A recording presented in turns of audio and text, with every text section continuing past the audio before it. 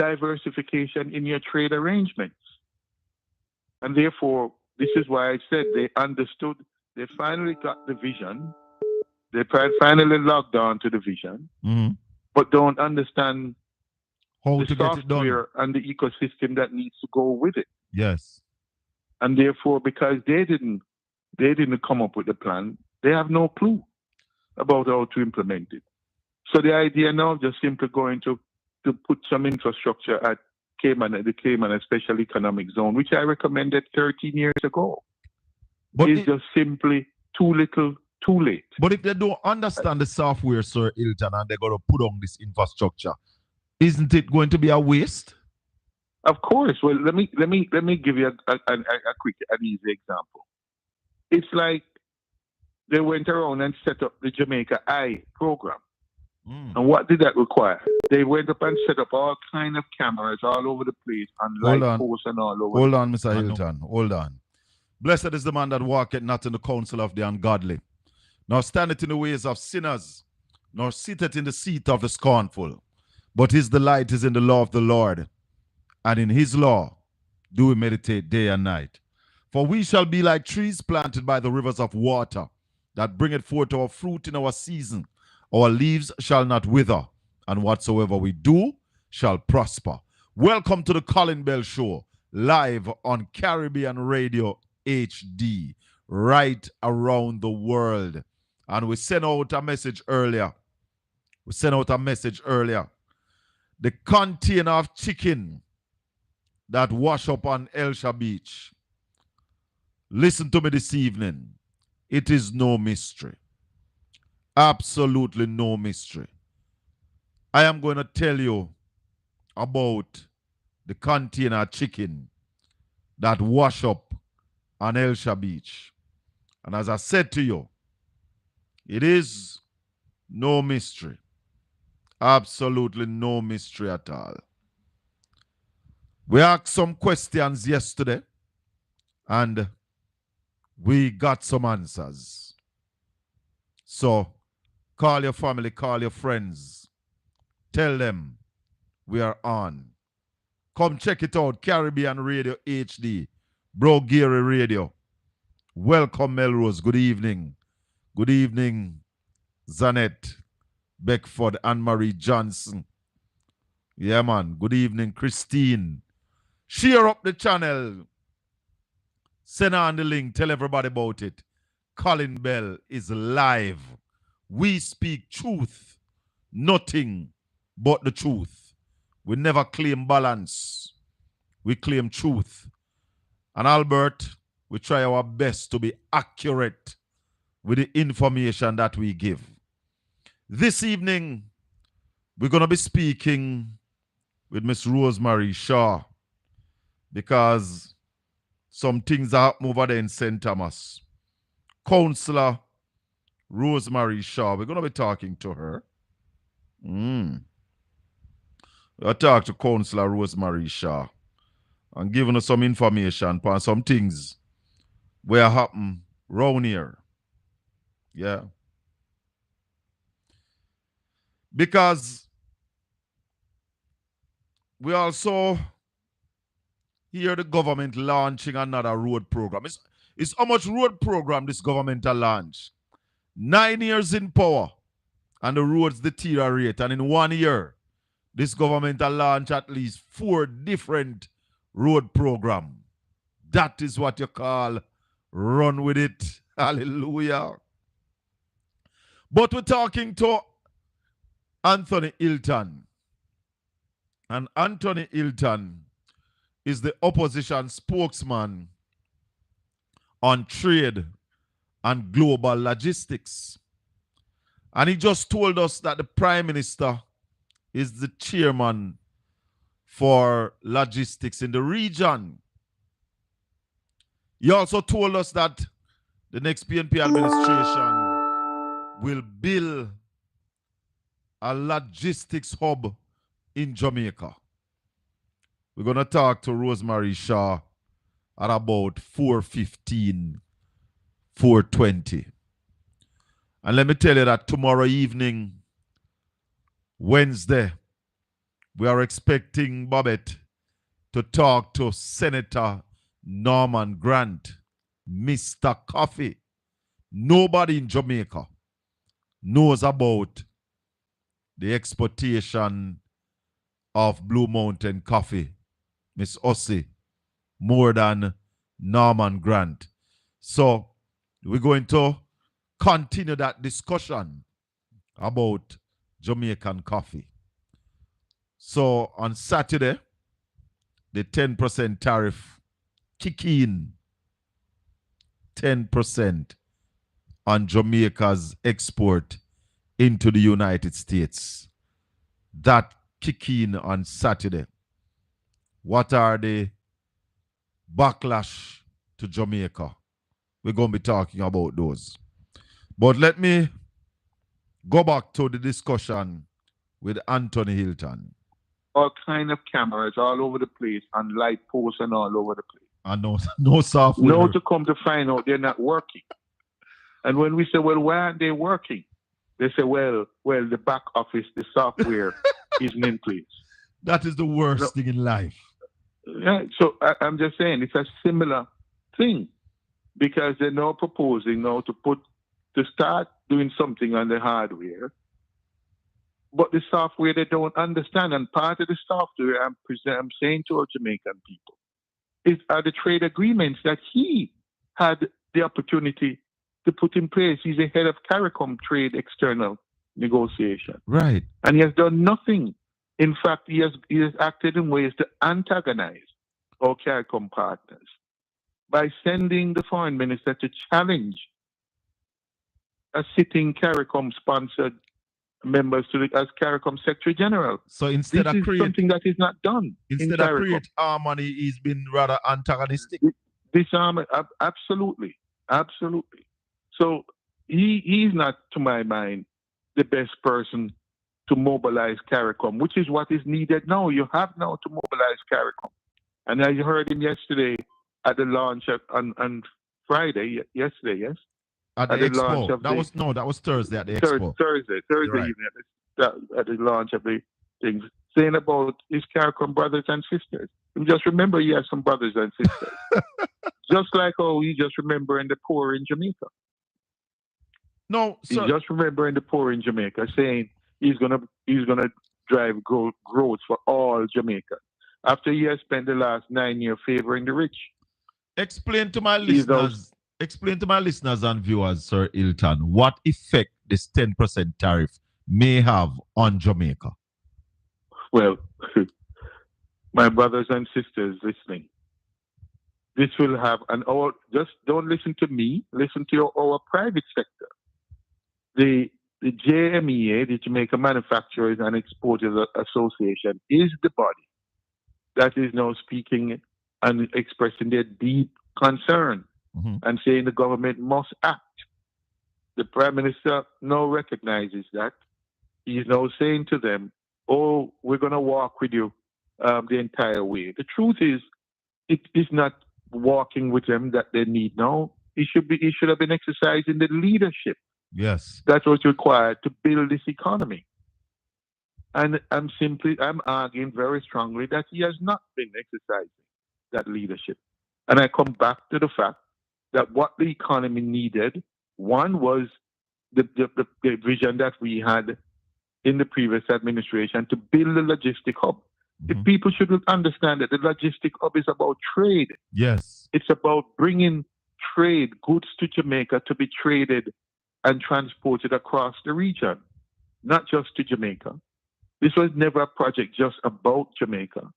It may be in Jamaica, but it's about the entire region. In fact, the entire hemisphere. Because there are 3 existing logistics hubs in the world, as of recognized in the world today. One in Europe, one in Amsterdam, covering all of Europe. Yeah. One in Asia, Southeast Asia, and Singapore, covering all of Asia. Also, Singapore and one in Dubai, hub. covering the Middle East and Africa. There's none in the Americas. So we need to build that one and stop wasting time. We were proposing to building one in Jamaica for the Americas. And that's a vision that most people, including the current government, did not understand and weren't able to log on to until COVID hit. Then they started to say, "Rotted." That's what Mr. Elton was talking about. And the fact that we're right on the edge of the Panama Canal gives us pride of prime place to do this. Look, Jamaica's location is ideal. All of the major trade routes in the world pass nearest Jamaica. Ships, we have thousands of ships passing Jamaica every day. You know, one of the every day. You know, one of the things, Sir Hilton, I tell people. Laden with goods going elsewhere. And our simple proposition was, let us make this a hub where they have the option of stopping in Jamaica, laying off the goods, going to different places, because the largest ships cannot visit all the ports in the region. Oh, so and we recognize two things. One, that the ships are getting larger and larger. Yes. And the larger the ships get, is the fewer stops they can and will make. And we can accommodate all those large ships. Indeed. So we were the ones that put forward the proposal for CMA CGM. I remember, Sir Hilton, I remember one of the things you were putting forward to build a harbour at Kobe. Is Kobe? Absolutely. And at Bowden.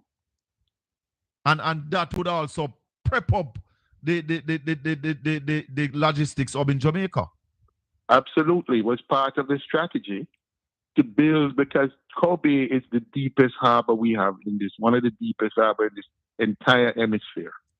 And what I proposed was that could use some of what you call in the shipping business ultra large vessels, massive ones, right? The biggest ships in the world. They could come to Kobe. Yes, would come to Kobe, and they will carry not containers, they would carry commodities in bulk. They could carry bulk commodities. They could carry wheat, corn, food, oil, whatever. For the largest ships in the world. For my listeners who don't know, where's Kobe? Kobe is in Yallas, in Yallas, St. Thomas. So St. Thomas, imagine you have a harbor that can take the largest ships in the world. Is that still on the table under PNP administration, Sir Hilton? Of course, we will continue to explore that, because it makes sense. It made sense then, and it makes even better sense now. You spoke about Bowden. What are the possibilities? Why are you looking at Bowden? Bowden is important because we need a port that can take our food, and that will affect Portland.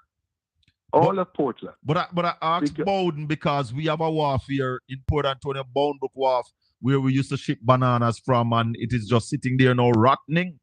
Well, either one of those or both of those, depending on the draft, right? Meaning the depth of the water, right?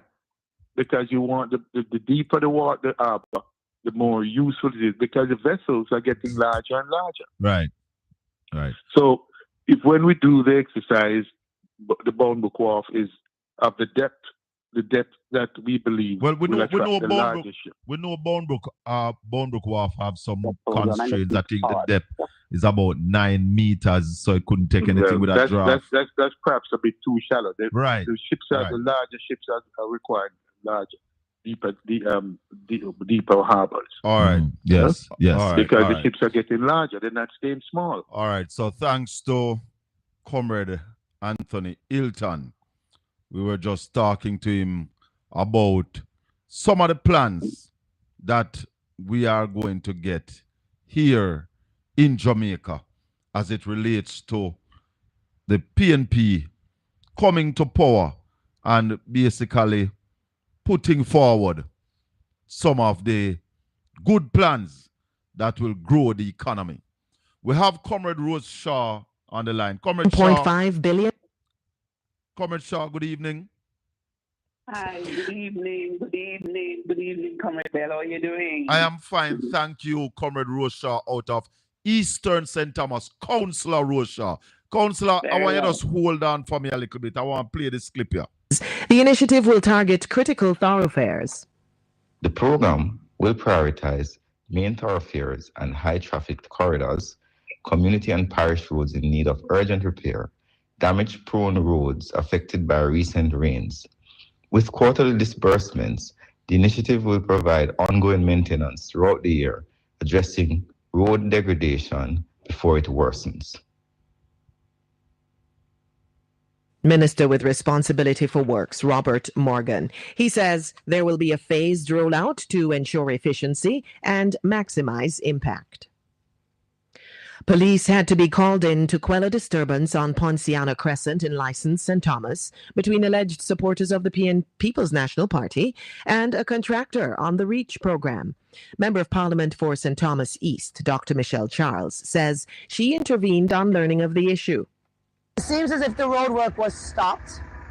I was called. Everyone knows I posted this morning that the REACH program started in Ponciana, on the Crescent here in Ponciana Crescent, and I was told that some men came up in black vehicles to intimidate the contractors here, and the road work was stopped.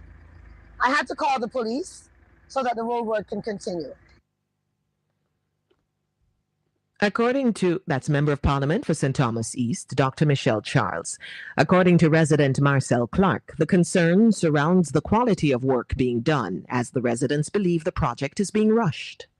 One observation, the mall quality is very poor. It's an inferior mall. It's more of a claywood mall. It's not the proper grade mall for this type of work. They have not prepared the road properly, for one. Even a layman will see that there's no preparation. It's a rush job. We appreciate the road being fixed, but we want it fixed properly. So it don't make sense to rush and do something and give us a poor quality finish, and then the first rain is damaged and we're back to square one, maybe in a worse position.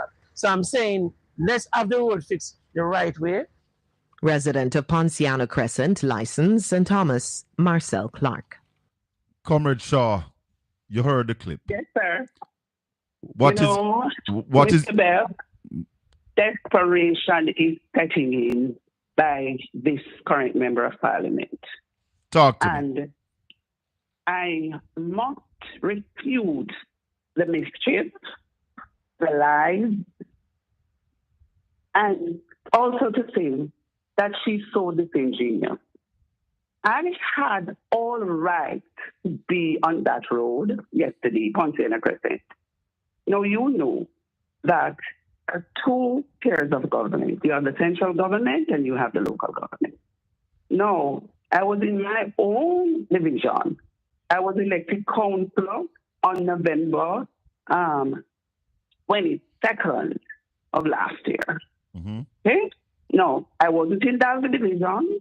I am caretaker for Eastern St. Thomas. I wasn't in Dalby Division, arguing about a road. I wasn't in the Bath Division, and I wasn't in the Port Marine Division arguing about the road. I was in my own division, providing service to the people that I was elected for. Mm-hmm. Now, Ponciana Crescent is a road that a number of working class people live. These people are taxpayers. And when you look at the road, it is in a state of disrepair. The former councillor fixed that road a few years ago. But because of what you call the funding not being given to the councillors as it should, it has deteriorated over the years. Lack of maintenance. No. Lack of maintenance. I made representation since the first sitting of the council in December. Mm-hmm. And I was happy that some funding was granted to Ponciana Crescent. So funding was granted by the St. Thomas Yes. Municipal Corporation to fix Yes. that road? Yes. The parochial revenue fund. Talk to me. Okay. The proper checks and balances were done. Superintendent and I toured the road. Estimate was sent up. And interestingly, the procurement was supposed to have been done today. Today? I was called yesterday morning by a number of residents of Ponciana Crescent. They were complaining that the road was being worked on. I was kind of shocked because, I said the road couldn't be working on and the superintendent did not appraise it. Right. Anyway, I went to the contractor and I said, "Good morning, sir." And I asked, he said, "It is the member of parliament who sent them on the road." So I said to him, "Well, this is a parochial road, and we have funding on this road. So I'm going to call my superintendent." I then called the superintendent, and I also called the parliament secretary in the Ministry of Local Government. Yeah. The superintendent said that he was, all the way in the Trinity area. So I should call the public works superintendent. Mhm. I did try, but was unsuccessful. So hold on. You are saying that this is a parish council road? Yes, that money is granted through the parochial revenue Hold fund. on, take time with me a little bit. So if the member of parliament is going to fix that road, isn't it protocol that she would inform the parish council that she's going to fix it? Precisely. So all the necessary checks and balances to be done and proper procedure be followed. Then the member of parliament would have been told that money was allocated from the parochial revenue fund to do that road. So you're sure that she didn't make contact with the St. Thomas Parish Council? Absolutely. The superintendent can verify that. So under which project was she patching the road? Because I saw the pictures and the road was being patched. Categorically that it is the REACH program. And in our own word, the REACH program is patching. Now, Pontena Crescent is a flood-prone area. The verges, the culverts, the drain, all of those are broken down. And our estimate gave a comprehensive estimate to do the drainage and also resurface the entire road. How much were you planning to spend from the municipal corporation on that road? $5 million. How much is the MP spending? Well, that question would have to be answered by the MP and also the National Works Agency, who is in charge of the REACH program. But it not could have put together and do the road properly, man. This is silly, and because the member of parliament, she's known to tell a lot of lies. She's very disingenuous. And again, there's so many roads to be done. You have Roland Steel Road to be done.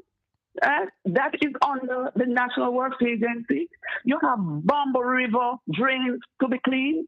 You also have a bridge that is broken down in Bamboo River, so much so that the superintendent of fire made a damning report at the last council meeting that if a fire should take place, it would be a catastrophe in Bamboo River because the fire truck cannot navigate that space. Bamboo River is in which division? The garbage collection.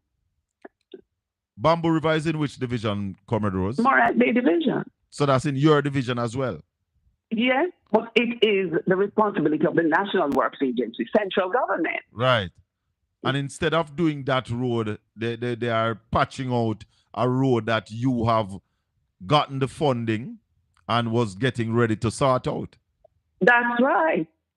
A comprehensive drainage program plus resurfacing. Now, I want you, Mr. Bell, or anybody, and to go around to that road in Pontena Crescent and have a look at what has been done. Substandard material is being used on the road. The same marl that was used on the main road that have to be dug up several times is the same material that is being used around here. Where on earth have you ever seen a road being looked after without proper drainage and proper cleaning of verges and bushes? So you're saying no prep work was done before yesterday? No, absolutely, and it is there to be seen. So they just came in yesterday and start patch some pothole. Put some marl, roll it, and start patching. Well, I understand that is a half of the road is going to be done. What is going to happen? Not the entire road. Is a half of the road that is being patched. And we had the program to do a comprehensive road surface. No, a decision has been taken because of what happened and because the member of parliament was so disingenuous to talk about I went and stopped the road by taking bad men. Now look who is talking about bad men. Right? I want to know, there is a fellow that what they Michelle Charles and Pernell Charles brought around here. Pure men in green shirts yesterday. Not one of them is from license. Right? Eastman, you have one long time, 1980 Badman, Colonel Charles Badman by the name of Eastman, who used to reside in Prospect, resides in Bullby. He turned up yesterday with Colonel Charles. So if there was any bad men Colonel Charles on that was road, there yesterday? Yes, Mr. Bell. You mean the he was senior? There yesterday, and Colonel Charles also came up in my face, pointing in my face, asking, who gave you authority to be on this road? Hold on, you mean the senior former speaker of the House? 89-year-old Colonel Charles. So am I run things? So the people of Eastern St. Thomas voted out in 1993 because of all the atrocities that have been committed in Eastern St. Thomas by this same 89-year-old man. For the last 4 years, Comrade Rose, you have had a GLP member of parliament. 4 years and much. What kind of work she been doing around there? How are the roads? How is water in the constituency? Mr. Bell, I would like to ask you to invite her to the program because she cannot hold a conversation, If you notice her mode of operandi, she cannot stand and hold a proper conversation. All right? She goes on social media and she makes all these mischiefs and these mistakes, right? A confused being. Okay? No. The water, 70% of Eastern St. Thomas has water problems. 70%? St. Thomas maybe have the most water with Portland in Jamaica and St. Ann. Well, I am inviting you to take a tour. Do a tour. Right? Up to last night, we were in a place named Nickel Hill. Right? Lovely community. They say they haven't got no water for 1 year now. Right? And they were even commending the former councillor, Hutchinson. That is when Hutchinson was there, that water came to Nickel Hill, and we sat and we listened to the residents. Like so many things, pointing case, look at Bomber River. I can show you footage of the Bomber River drain. It is over. I mean, listen to me. I saw some of the pictures of the drains in that community that the incident took place yesterday. They are blocked up, overgrown, full of plastic. Same road that she patched, the drains are blocked up. They're bursting up and down, bursting here and there. It's caving in. I mean, it's appalling. And that is why I looked at it and I said, this lady is really disingenuous. Because how can you be fixing roads and patching roads without cleaning the drain? These are taxpayers. And I feel it for these residents because they're paying their taxes. I want to say good evening to Arlene, Louise. If you're just joining us on Caribbean Radio HD, we're talking to Comrade Rosemary Shaw, Councillor Rosemary Shaw of the Morant Bay Division, and she's the People's National Party caretaker for the constituency. And I dare say, the MP in waiting for Eastern St. Thomas. Rose, tell us some of the plans you have for Eastern St. Thomas. Well, I can say no because it is too late for her to teach the plan. Time come now. I am like you. I like the creative industry. Okay? Yes. No, when you look at the Licensed Community Center, that has been there, lagging. Nothing is being done there. Beautiful theme. Yes. Beautiful building. Just need some renovation.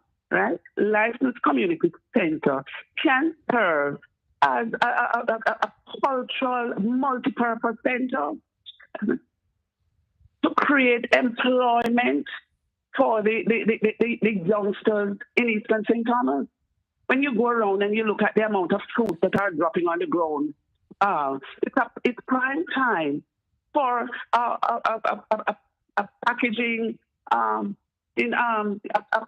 packaging station right? You need to when you go in, you get those things to create employment. Yes.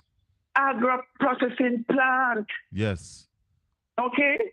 Now, St. Thomas have many fruits: breadfruit, Ethiopia apple, Mango, plum, mangoes, you name it. Okay. Now, when you look at the beautiful scenery that we have, you have the Hollandaise Lighthouse, right? Yes. You have beautiful beaches. Just the other day, a group of guys came together and they formed a group, and they had like cottages inviting tourists into the place, community tourism. Yes. Right? And that action was thwarted by the same Colonel Charles Sr. How so? Okay? How so? Over in Piro. No, because he claimed that it is his land. And you men know, and the public would know, that 1,300 acres of land is being claimed by this man, that he owns it. 1,300 acres. Yes. Yes, so anybody ask him how him come by to him get so much land? Well, a number of questions have been asked, but there are more questions than answers. Wow. And New Piro was a place that they were looking at for community tourism. Yes. A group of young men came together and they were doing so well. Again, the water system, right? There are many issues with the water. And what I hope to do in my first term is to get all the stakeholders together, because you have persons in the community who knows about these water problems, right? Yes. So they are the ones who will provide the solution in collaboration with agencies like National Water Commission and the Parish Council. So just a case in point, the other day we had a problem up in Rolandsfield, and you had a simple man came and he said the tank is too high. Right? If the tank comes down a little more, you could gravity feed. And I mean, it was amazing when the superintendent heard the gentleman, because these people are knowledgeable. Right. All right? You get all stakeholders together and you come together to solve the problem. When I go around, I start with the youth and I ask them, what do you want? Because you have to have a conversation with them. Of course. Yeah? You're proposing to serve them. So you must know what it is that they want. Yeah. This member of parliament is acting as if she's God's bigger sister, and she's not the servant of the people.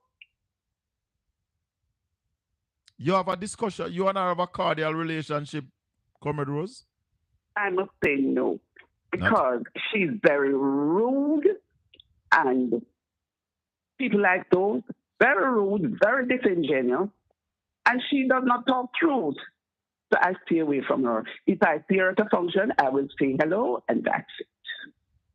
You would have noticed all of our executives, she fell out with them. The councillor caretaker for Bar, the councillor for Dalby Division, the councillor for the Port Morant Division. They're all afraid of her because one of the councillor told her only councillor, said that he will not communicate with her away from an email. No verbal communication, because of how disingenuous and untruth she is. That not sound good. Comrade Rose. That not sound good. Tell me. The thing, the one thing you can say, that I talk it everything. Yes. I don't lie on people. I don't create mistakes. You just start the thing. What you see, what you get, the fact. Tell me something. The road, the Southern Coastal Highway project is on right through your constituency. Yeah. Give us a progress report. Well, I would suggest you ask the National Works Agency, because the last time I checked, it was a patchwork, right? The roads are dug up several times. I must say that it is a little bit better than it was last year. But the digging continues, the lack of proper drainage. When you look at Port Morant, I don't know, I'm no engineer. I don't know what is being done there. That is one we need to talk about. In the pudding is in the eating. When we talk about the road, I've written several articles on the mismanagement of this road project, right? And it is manifesting itself here. How the people are managing? Well, I think people are going about their day-to-day business, you know. Even though there are challenges, they are going about their day-to-day. They're not pleased. But what do? When you don't have proper systems and proper procedures and the necessary checks and balance? We cannot run a country in this sort of ad hoc way. And all the boasting about this and that and what have you, the system and proper procedures are at an all-time low. We're talking when you look at a member of parliament who is allowed to wander around and just do things, not even the National Works Agency parish office knows about things that this woman is doing. So she's not working with the parish office.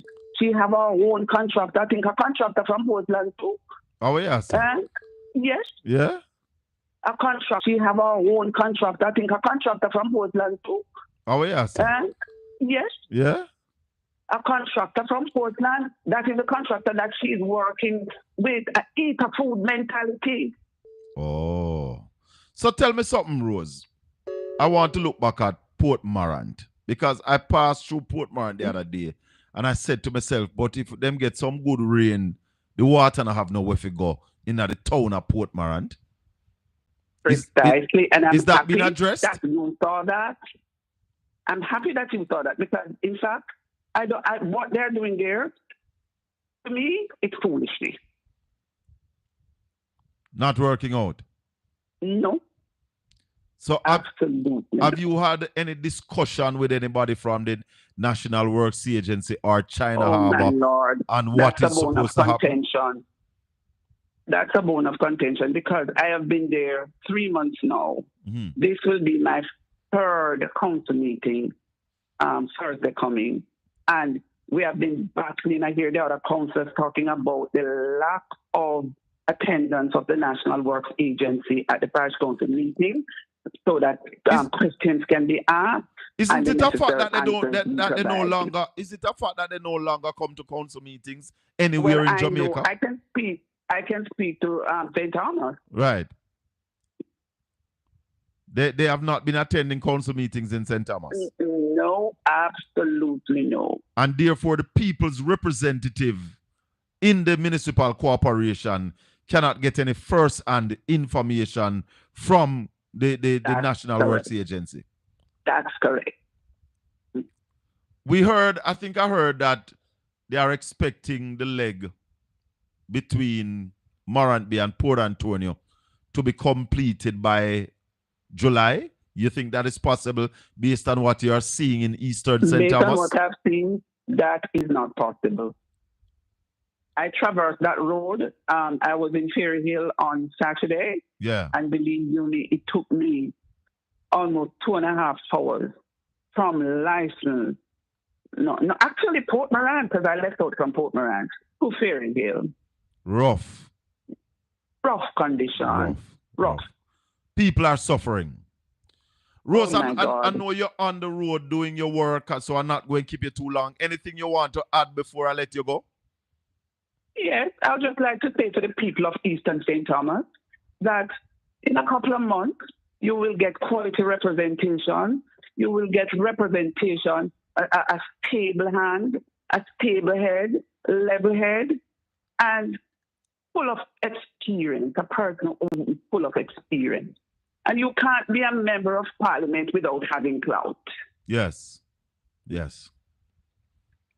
And it looked like it sounded to me from what you told me that Purnell's still running things in Eastern St. Thomas. Oh, yes. Because guess what? He has a legacy to protect. He has 1,300 acres of land in period to protect.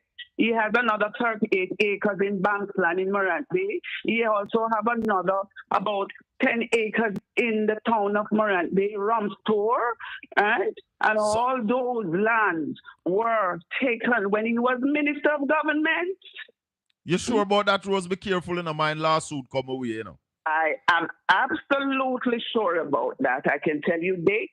I have a file. I have the I tell you record, what. and that is the reason why they're scared of me and want to spread propaganda. Truth is a defense, you know.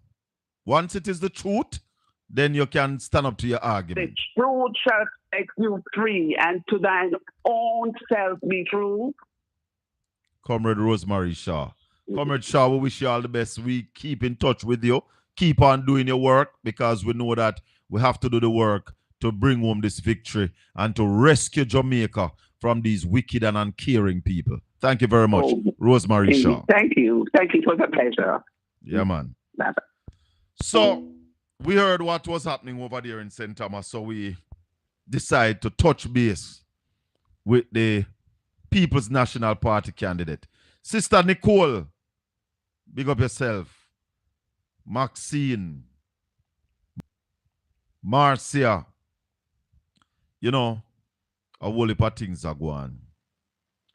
Whole heap of things are going.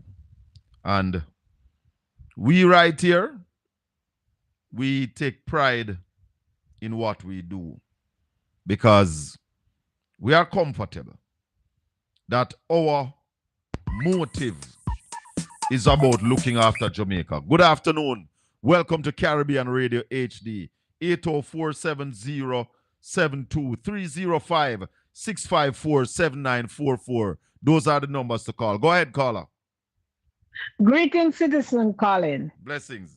I have a question. How do you reconcile what Michelle Charles did today against what Azan did for the people? And Andrew Olness, same Charles with Bobsy Grains. They had a little conference where they said it's a dark day in Jamaica. Mm. How do you reconcile that behavior? And I think he even took it further where it was recommended. He said he would not be able to sit in the parliament with Azan. Am I correct? Yes, that was what Andrew said. So then may I ask you now, is there any difference in what Michelle Charles did today? I don't understand. What did the money that Michelle Charles used today, No. I'm talking about the fact that Michelle Charles did not go through the regular and the right method to do what she did today to that road. She really don't have any authority to be there doing it. Isn't that clear? Well, no, I am not going to say that at this point because yes, Comrade Rose Shaw said that she did not contact the municipal corporation. She did not inform them.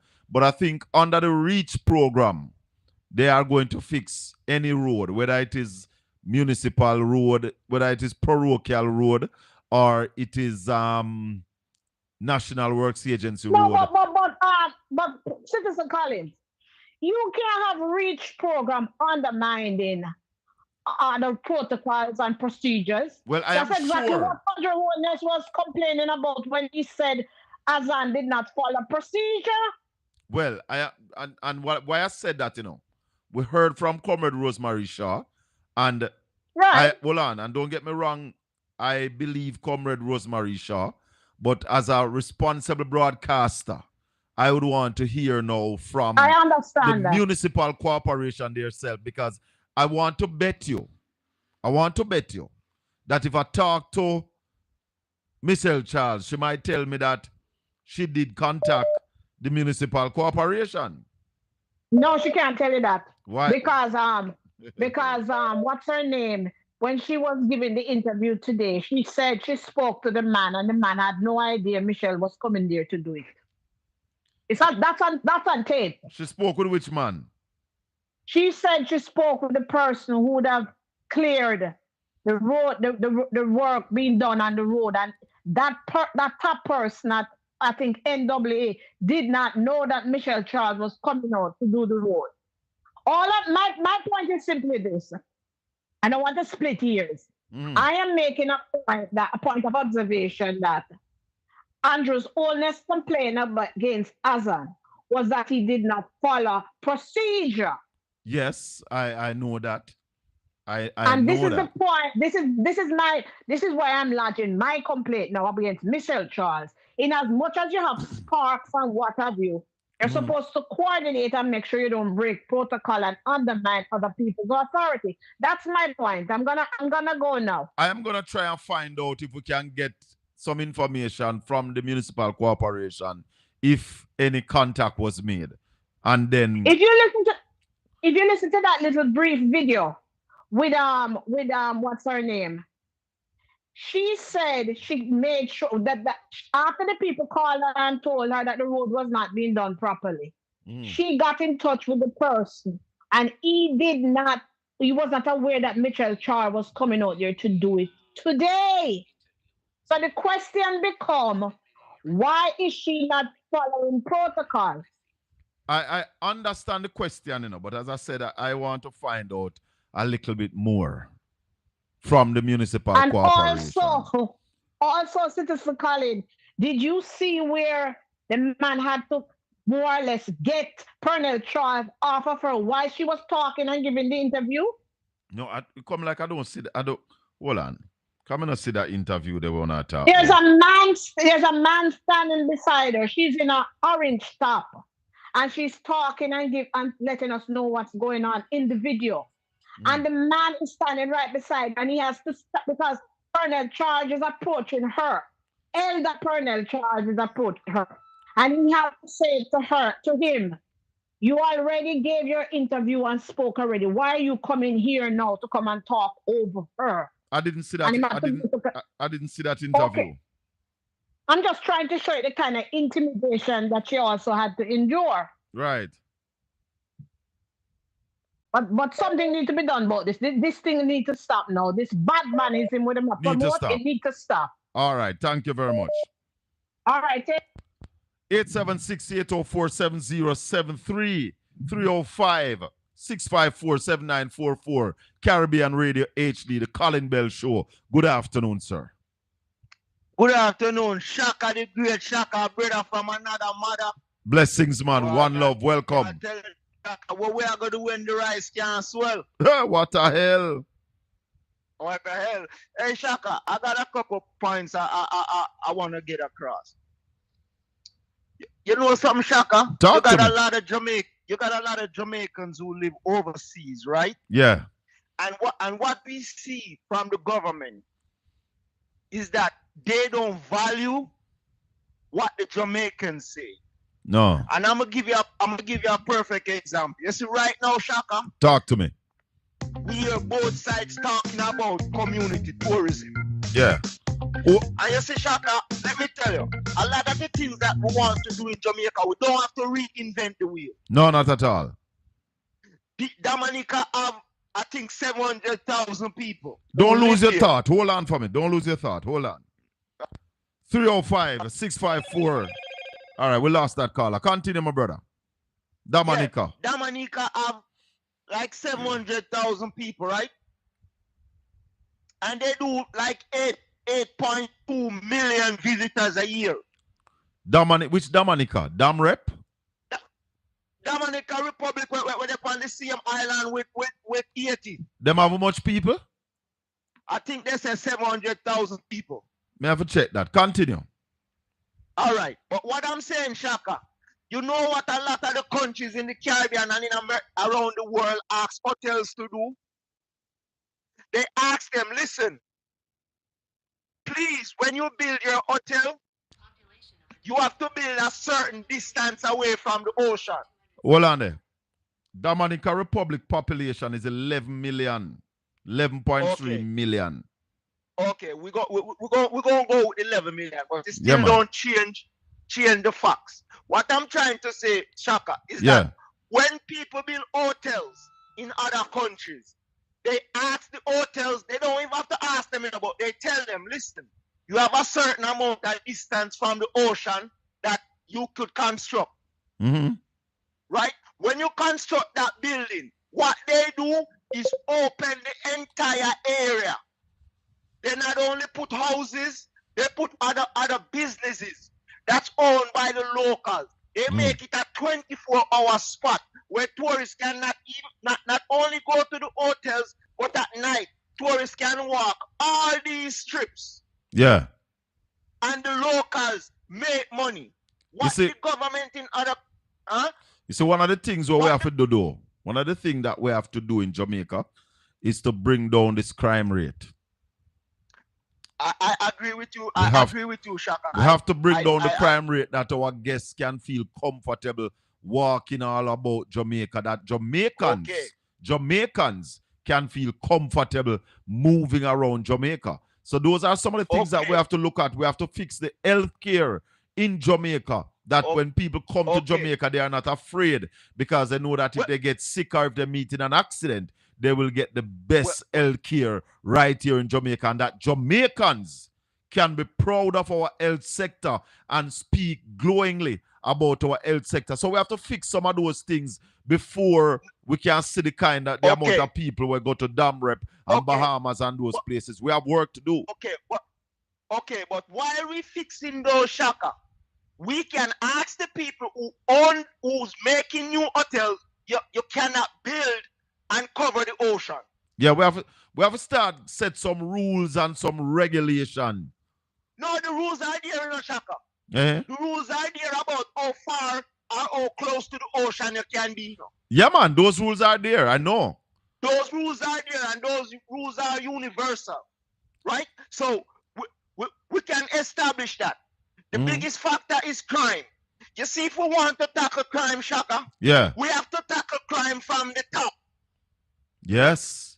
And when we tackle crime from the top, we have to deal with swift justice. Yes. We cannot continue to have people lingering in the system. Nothing happens 10 years, 12 years, 14 years, even when everything is stacked against them. But when it's a poor man and below crossroads, the judge and everybody find a way to quickly proceed with that trial, right? And next thing we have to fix, Shaka. We're watching the National Work Agency and the Reach and the Spark program. And I always hold on, they launched one more program yesterday, you know. Okay. They launched one more road program yesterday. I am wondering, for the last 8 years, you have allowed the roads to deteriorate. And now in year 9, you're launching road program after road program. You have Reach, you have Sparks, you have one next one where they launch now today for billion mash. And then you have another one where them give the MP, they must 20 million. What can go so? Shaka. Talk to me. That can go. So and let me tell you something, Shaka. When you live overseas, you see a lot of things that's done simple, but it's effective. Yes. We have National Work Agency. A lot of times when we're doing all this patching work, hold on. National Work. So somebody just remind me, say one name Speed. So you have Spark, Speed, Reach, and then the one for 1 billion with them launched today. Continue, Carla. Well, we have Spark, we're not strike. We have Reach, we're not going anywhere. And we have the next one. Speed, where I move slow. Speed, I move slow. What I'm saying, Shaka, is that it's full-time now. For a lot of these work, the National Work Agency is full-time now. We start putting money in Member of Parliament on. Their job is to bring things back from the community, from the constituents, after them take it from the council and bring it to Parliament. All that money should go to agencies. And these agencies have a mandate. The National Work Agency is sitting in Jamaica. They should, in every parish, have people who they're permanently employed, who these people's job is to go around. Not only do they do the bushing of the main road, but they also do the patching work. Well, that used to be the case one time way back when when we had PWD and they had equipment. PWD, and hold on, it's the same thing this brother down at Burkina Faso do, you know. That we used to do back in the day, you know. Because the man said when them calling the contractors to look at the roads in Burkina Faso, when realize is that what the contractors are charging him could have buy the equipment them and the government just do the work and get it much cheaper. Listen to me, that's how it has to be, Shaka. Because if we're noticing, we're having roads built, roads being repaired, but we have no drainage. Like when I come to Jamaica and I'm driving on the highway, Shaka, a lot of the highways have no drainage that runs to the little, that links up with the little rivers and the little streams. Tell And your we're brother. watching them fixing all these community roads, but they're still not putting in any drains. It's serious. It's serious. So all we're doing is wasting taxpayers' money. And I would like to ask the Prime Minister a question. Mr. Prime Minister, when you remove the money to fix the road 9 years ago, or when you remove it, I want you to tell Jamaican people how much money every year would have been collected For the road to fix the maintenance road. fund. That's that road From the maintenance road first. maintenance, man. Yeah. How much money would have been collected over that period of time? That is still being collected. All That right. you said we didn't have any money to fix the road. All That's right, my my 2 brethren. cents, my brother. We'll give somebody All else right. a next chance. Yeah, man. Enough All right. respect. Thank Yeah, man. Caribbean Radio HD, we're live. And we just want to ask the people over Caribbean HD to check out my social media angle. We are on YouTube at Portland Spice TV. Please go over there, give me a subscription, give me a like. We are at TikTok at Colin Shakafi and Bell at TikTok. Caribbean Radio, I think they are going for a break shortly. We continue right here. Here is the new program that was launched. I think it was yesterday. The government is to roll out a $1.5 billion quarterly road patching program starting next month. The program is intended to dovetail with existing initiatives to improve road conditions and ensure safer, smoother travel for motorists and pedestrians across the island. Minister with responsibility for works, Robert Morgan, says the initiative will target critical thoroughfares. The program will prioritize main thoroughfares and high-traffic corridors, community and parish roads in need of urgent repair, damage-prone roads affected by recent rains. With quarterly disbursements, the initiative will provide ongoing maintenance throughout the year, addressing road degradation before it worsens. You see, that is what the road maintenance fund that the GLP administration shelved years ago was supposed to do. So what they are doing now is bringing back a road maintenance fund. You see this government? Incompetence abound. I want to play a clip for you now. Listen to this. Yes. Well, Prime Good to Minister, be with you. thank you. We appreciate you joining us. Let's just listen to what Prime Minister Dr. Andrew Holness had to say speaking last week at Expo. He said the government is conducting a detailed technical assessment to understand the impact of the new U.S. tariffs. It is important to emphasize that these developments do not reflect any erosion in the long-standing and strong bilateral relationship between Jamaica and the United States. Rather, it reflects a broader recalibration of U.S. trade policy that is global in scope.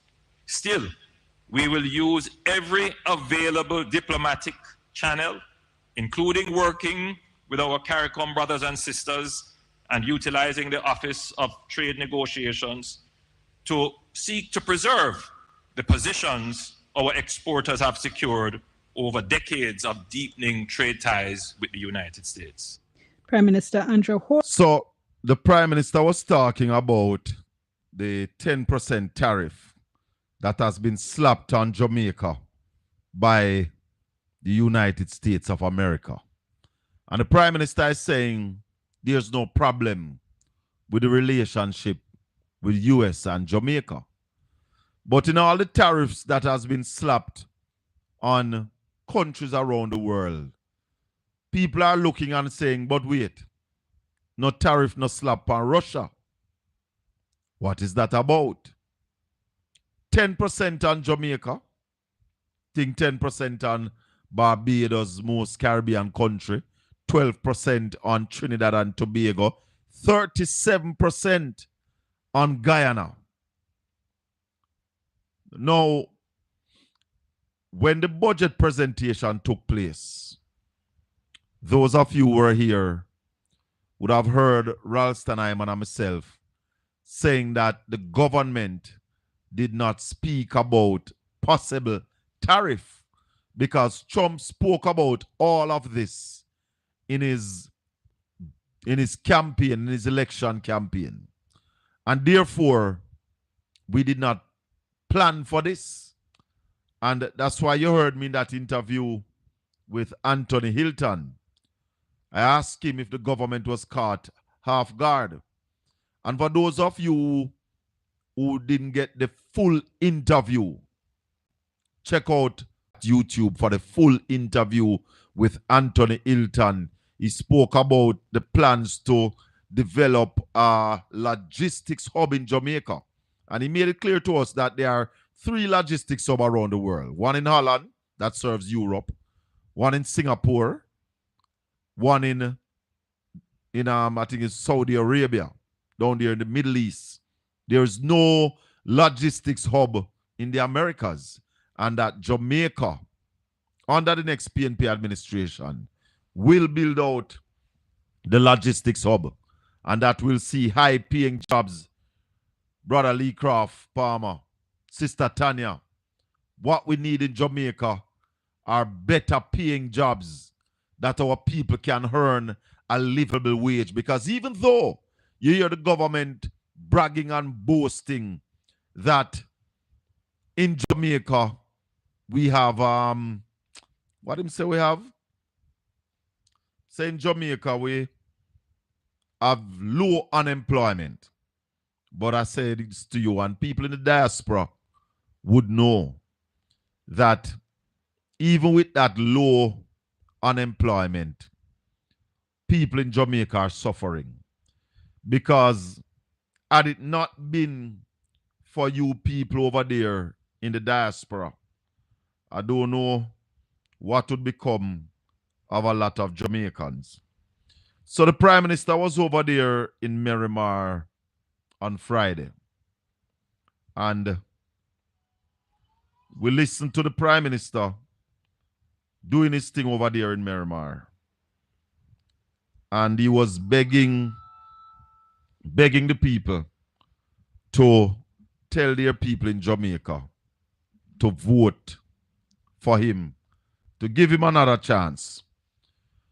But I believe that shades was thrown at the Prime Minister by the MC for the program.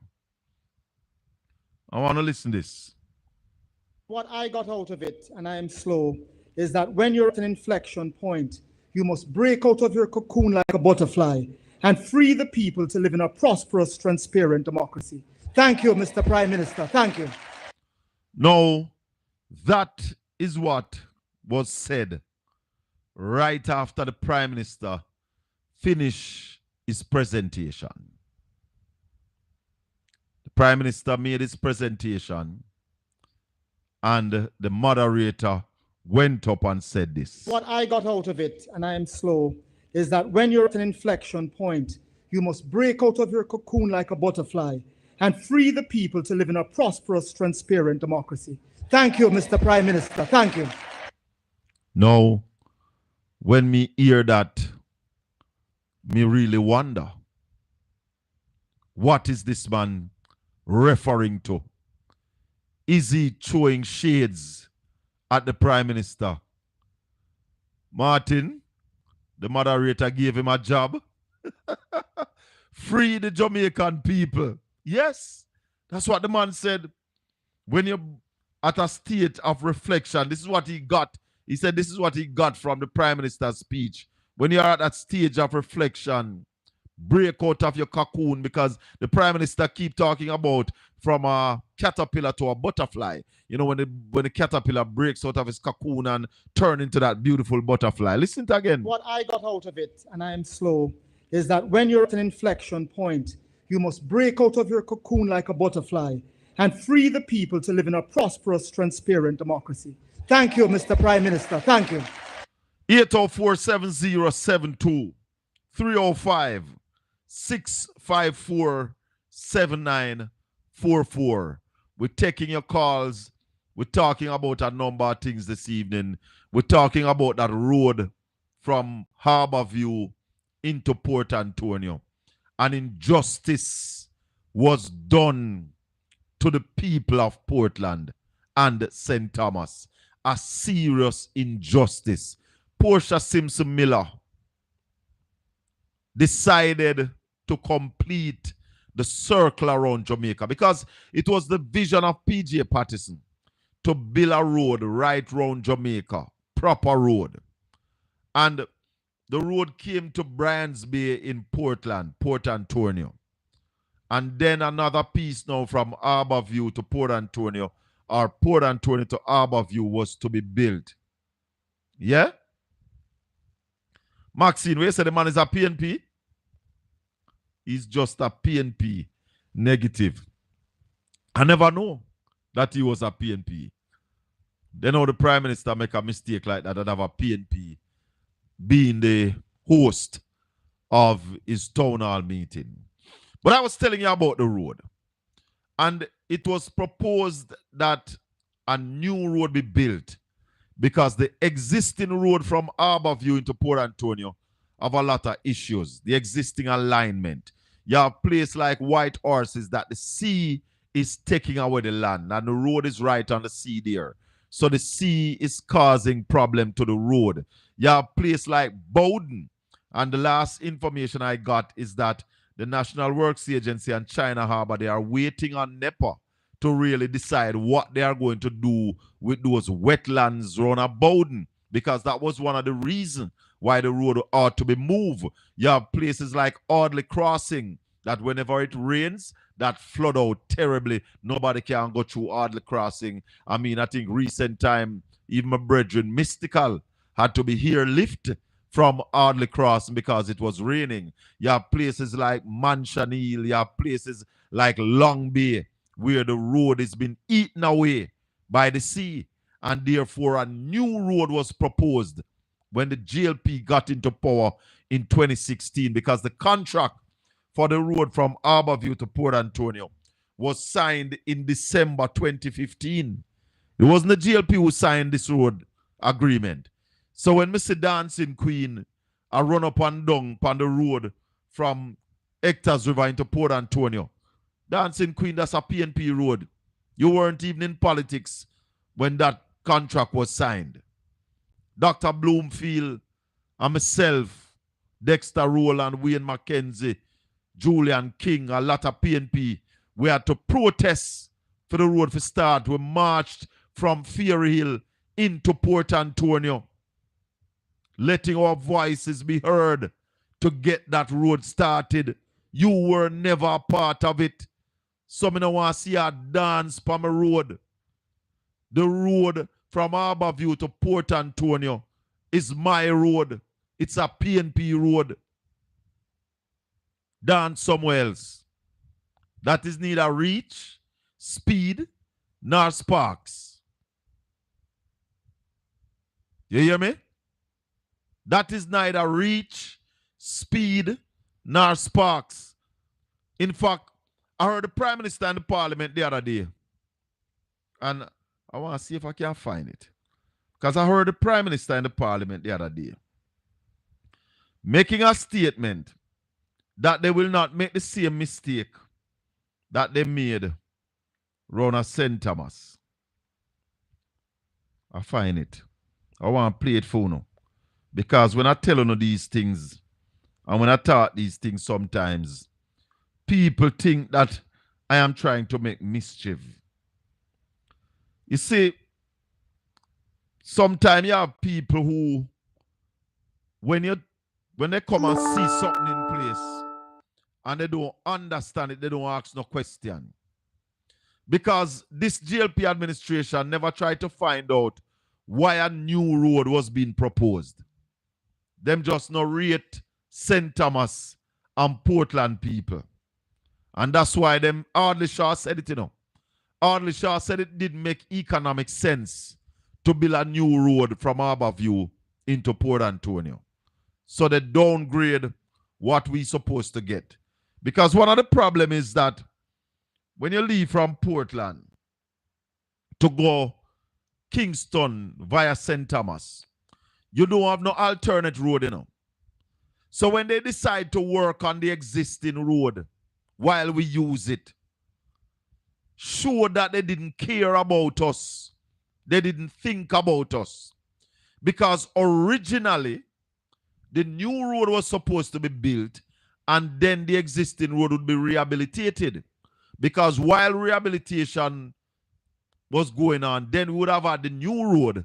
So if you are go Kingston, you don't need to go in a Morant Bay, in a Port Morant or Morant Bay, you would have used the new road and you're gone. Listen this. I want to hear it. The Prime Minister talking about what they are going to do on the North Coast. Where it is? Hold on there, man. Come back, Peter. Because they are planning to do something about the road on the North Coast, you know. From Ocherios, Miami Bay and them place there. And the Prime Minister in the Parliament said that they're not going to make the same mistake. All right, see it here. Prime Minister said that without having an alternative in place, as there are no other viable alternatives. We have learned our lesson from the South Coast Highway Improvement Project, which created significant dislocation to residents in St. Thomas as we fixed the road while they were using it. This dislocation and risk to residents, businesses, and the government would be far more costly in this case. Can you imagine a road obstruction that prevents a tourist bus getting to their flight on time to the Donald Sangster International Airport? Hold on. I wonder if the Prime Minister know how many of us miss important engagement and people could all miss flight. Alternative in place, without having an alternative in place, as there are no other stand up. Viable alternatives. Stop. We have learned our lesson. What the Prime Minister is saying is that they're not going to the road on the North Coast until they have an alternative. Because what happened to them when they fixed the Southern Coastal Highway through St. Thomas, through Portland, they can't afford that to happen down there, so. Because they can't afford no tourists to miss them flight or miss them ship down there, so. So there was no respect for the people of St. Thomas or the people of Portland. Play it again, Shaka. Without having an alternative in place, as there are no other, without having an alternative in place, as there are no other viable alternatives.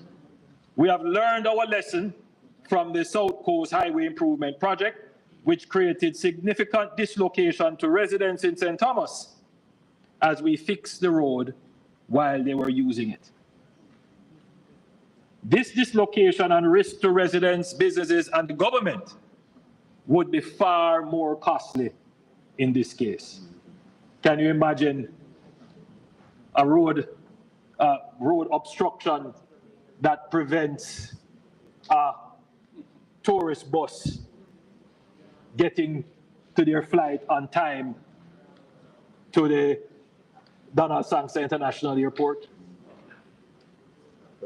or missing their cruise ship return at the Reynolds Pier, or persons can't get to their homes because without having an alternative in place, as there are no other viable alternatives. We have learned our lesson from the South Coast Highway Improvement Project, which created significant dislocation to residents in St. Thomas as we fixed the road while they were using it.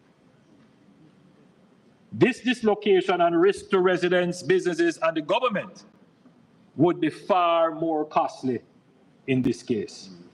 Can you imagine a road obstruction that prevents a tourist bus getting to their flight on time to the Donald Sangster International Airport, are missing their cruise ship return at the Reynolds Pier, or persons can't get to their homes because without having an alternative in place. So you hear the Prime Minister admitting that what they did to us was just terrible. What they did to the people of St. Thomas. And they did even mention us in Portland. Like them never wrong we. Now, you see, sometime when we talk, you have a lot of people vex. Because a lot of people don't like the truth. But I am a stickler for the truth. I speak the truth. Yeah? Sister Maxine, I agree with you on that one, Mr. Colin. Hours. It was terrible coming from the airport to Portland. Once it took me almost 4 hours.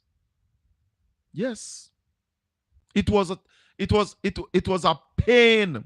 And can I tell you, if you listen to the interview with Rosemary Shaw a while ago, it is still happening because they are still working on the road. But you see, when you're not thinking about people, but you see what he's thinking about now? It's the tourists that might think about now. So true, we don't have no whole heap of tourists around here, so we were leave to suffer and face the consequences and the dust and people getting sick. Yes. Why people love to make a mountain out of a molehill. Paul James, I don't know where you're talking about. Sorry, what you talking about, Paul James? What you talking about? The phone lines are open, my listeners and viewers. 876-804-7072. 305-654-7944. Those are the numbers to call. Marlene Malahou Fort, Minister of Constitutional Affairs, came out the other day and told us that the elections are not necessarily due in September. The elections are due in September. Colin, if Andrew in Florida on the weekend told the people there to explain what he was selling in Florida, Andrew take Jamaicans in Jamaica for fool. Yeah, him tell the people them over there say they must explain to us what he's been saying. Because obviously what he's saying, you over there in Florida, Sister Maxine, understand more than we. 305-654-7944, Caribbean Radio. Good evening. Yes, my Virgin. Good evening. 40 flat, you know. Santana. Yes, man. Welcome to the show. Wagwan. Well, my day, I know, my day, I'll take in the program. Yeah. Mark, there, I want one question. Go right ahead, if me can answer. How long to the election call before the due time? How long now to the election? No, how long should it call before the like if it September the due time? I think the shortest time to call it is 21 days. Because I think from the time you call it, you have to give 5 days before nomination day, and the minimum is 16 days between nomination day and election day. That's what you mean? All right. So, like, you know, are you saying something, sir? Go ahead. I'm listening to you. Oh, all right. So, like, say, if you call September now, September, the June month. Which one of the month you believe, you know, between with a year when we get like? Well, as I said to you, if he's gonna, let's say he's gonna call it the 3rd of September, let's say the 2nd of September. That's for word speaking. Yeah. He would have to call it from August. Because him have to give at least 21 days. As me explained a while ago, from the day when him call it, the minimum time between that day and the nomination day is 5 days. And the minimum time between nomination day and election day is 16 days. It can go more, but that's the minimum, I think. I don't remember the maximum now. Oh. But there's also a maximum too. Oh. I mean, I'm listening one program in Jamaica, Hot Topic, on YouTube. And me hear Ibasa say, Prime Minister, they plan to cancel election. You hear anything like that? Prime Minister plan to cancel election. I never hear that yet. Never hear that. Yes, I think my plan to cancel election. Prime Minister can't cancel an election. He can't do that. We cancel election. Prime Minister can't cancel an election. He can't do that. Oh. They might. I think. The chicken saga in a put more the boy container. All right. So me promise. Chicken. Anything about that? Yeah, man. Me promise the people them say me gonna tell them about the chicken. So like how you call now and ask, me gonna tell them about the chicken now. You see the chicken them? We wash up at Elsha. Yeah. And this is what me I tell you now. A ship leave Kingston Harbor the night before. Yeah. And when it leave the harbor and go outside, when it go into the open seas, the sea get rough. Sea was very rough. Oh. 5 foot and 6 feet waves. Serious wave. And I dream this, you know. I tell you what now, you know. Vision, right? Mr. Pong. Yeah. So when it go outside and the sea get rough and the wind start blowing and the fishes keep moving, the container get lick off. The container lick off of the ship, maybe about anywhere between 1 and 5 miles outside of the Kingston Harbor. And my vision tell me, say, when it get lick off, the captain on the ship called the Jamaican authority and said to them, we lost a container. So the container dropped off of the ship. And the container was sealed with frozen chicken, so it couldn't sink. So that's why it not sink. Sea was rough, so it got boxed up, and my vision tell me say it was out there between 6 and 12 hours. And I also know that the container could be out there for 48 hours and everything in it would have still maintain the integrity of being frozen. You understand me? Yeah. So the chicken came to Kingston Harbor upon the next ship. Because you know, say Kingston Harbor is a hub. Yeah. And the ship where it drop off run a route between Kingston to Montego Bay, Montego Bay to Kingston, and then to Grand Cayman. And a route that the ship they run where it drop off. So when things are go Grand Cayman, them come at Jamaica. And the ship there left Kingston, go Montego Bay. Sometimes come back at Kingston, then it go Cayman. Sometimes it left Montego Bay and go straight to Cayman, then it come back at Kingston. So I just them 3 places that the ship they go. Okay. You understand? Yeah. So, yeah. And on a dopey chicken. No. Oh. No, my vision never tell me if you tell us if you eat it or not to eat it. You understand what I say? Oh. Yes, I. So, and then when we look on the thing now, me I say any chicken we got Grand Cayman. Because remember now, Cayman no poor, no brother. Yeah. Cayman a wealthy country, it's a wealthy island. So a good chicken them I get, me would have want things so. Yeah. You understand? So, Yes, I. oh, you're giving joke with a straight face. Me not give no joke.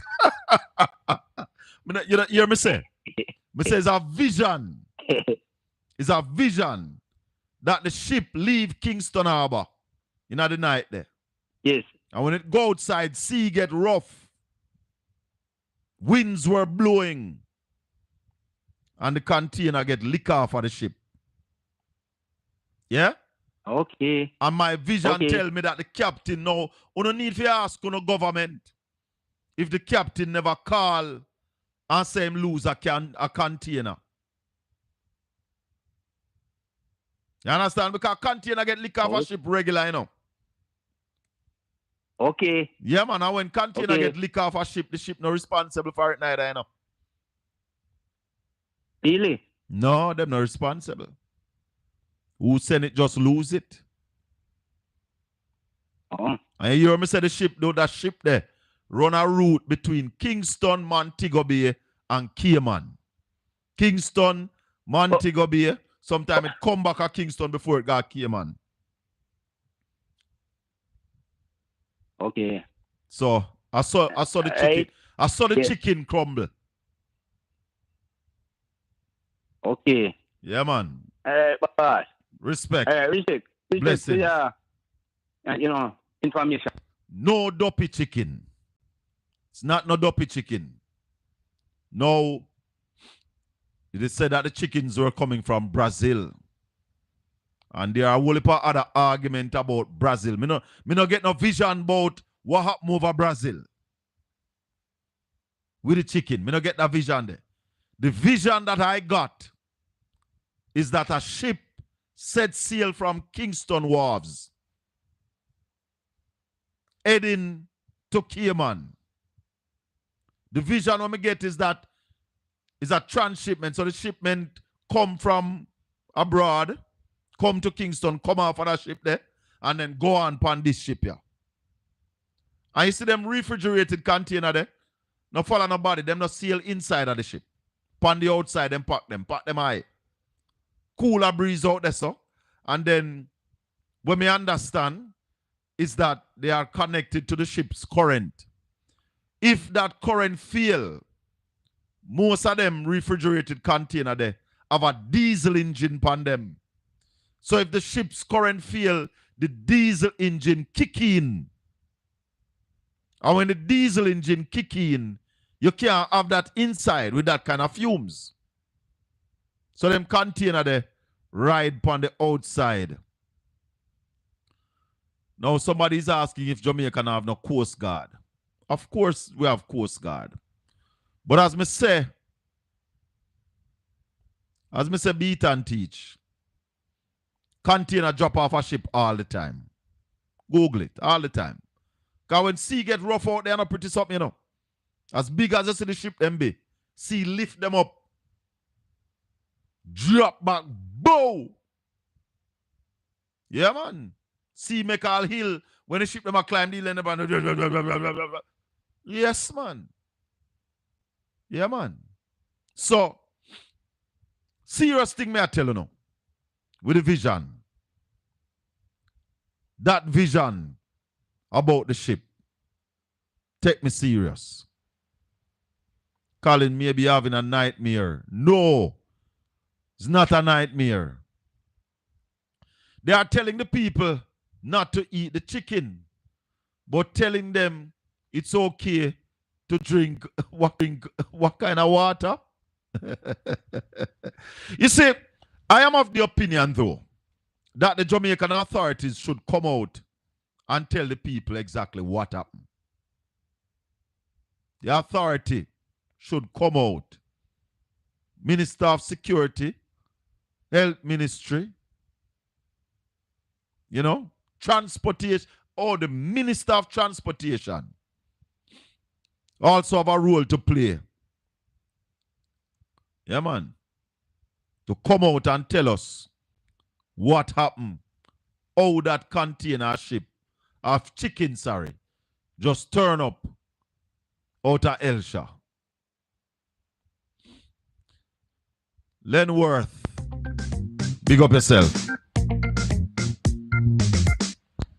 876-804-7072. Good evening. Good evening, Mr. Bell. Good evening. Yeah, man. Welcome. I used to work at the container wharf, you see? Yes. Man, me like your vision, but me tell you what is my vision. Yeah. Yeah. I dream, see, that container come pull from somewhere, come there, then take out all of what they take out, and left the chicken that people take up. No. That not come there with pay chicken. No. Make I tell you something. Mr. No. I used to be a coordinator. Me I tell you no. Assist being a coordinator.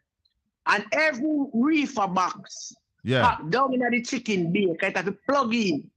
Yeah, man. So empty container pack a top. Hold on. So if it plug in and the hold on, if it plug in and the ship generator go down, what? It's ship generator. They have a lot of a generator. So they don't turn back. They don't turn back a port. No. All depends on how far they reach. Hold on. So let me ask you something. Mm-hmm. Them reefer container there, don't them have an engine pan them, a diesel engine? No, me never see that. You know, look, me I tell you, all of them reefer there carry a diesel engine. So if the ship generator go down, that diesel engine come in and run the reefer. Well, me never see that. So that's why those containers are not packed on the inside. Yes. No, they're not. Listen now. It's hard for one. If a one container drop off a ship, because they have a thing named twist lock. Yes. When them pack them down at the bay there. And if one container drop off a ship, so it must empty. But you don't know how much container they on the ship. Because the ship where it drop off is not a big ship in there. You which part say the ship run? I used to work at the container wharf, sir. Which part? So you have the big ship them, right. With the mercs them, then carry in and the smaller ship them do the trans. Right. Different islands. I know all of that. Which part say the ship go? Montego Bay to Cape. And Kingston. All right. Kingston. All right. But let me tell you, them I take with a fool and time come. That ship, when me dream in my dream, it would have full of coke and gun. No, and it's chicken. I dream, yo. Ask the people. And then take out when they want to take out. Ask the people, let me see that chicken. And chicken. catch them and then left the rest. All right, here you Yes. My vision solid. Yeah, my one solid to a Jamaica we live. All right. And then a little boy sitting, now a little girl, a big people thing. Where's that big people thing? Then just left the chicken on them. Make man go and yam chicken. Where are you that? All right. where say chicken they can eat? Yes, my opinion, my dreams they can eat it. Then me tell you, honestly speaking, my opinion is either you have some people who are so importing, so then buy the cheap chicken down so, and when they come to Jamaica, then take out that bag and repackage it. Yeah. But something go down. Yeah. Something go down, so them have to run lefty, because if they catch you, certain people who are going to see it not going to look good. So call that lose. The major cargo is already secure. All right. I hear you. Robert, all right, respect. 804-7072 305-654-7944. Robert Stewart, you see a user reefer container every week. Does it carry a diesel engine that can run the cool room aspect of it? Because me can tell you right now, me have a reefer up on my farm. And I wait me allow a man to dig off the engine off it. Proper diesel engine upon it. Yeah? Because anything can happen with the generator on the ship. And if the generator on the ship goes down, the diesel engine chip in as a standby to keep the thing cool. Yes, every reefer container have a diesel engine. See, a man just tell me that. Every reefer. So that mean my vision solid. So because it have the diesel engine, they don't pack them inside the belly of the ship. Because if the diesel engine come in, the fumes from the diesel engine would be dangerous. Sir Colin.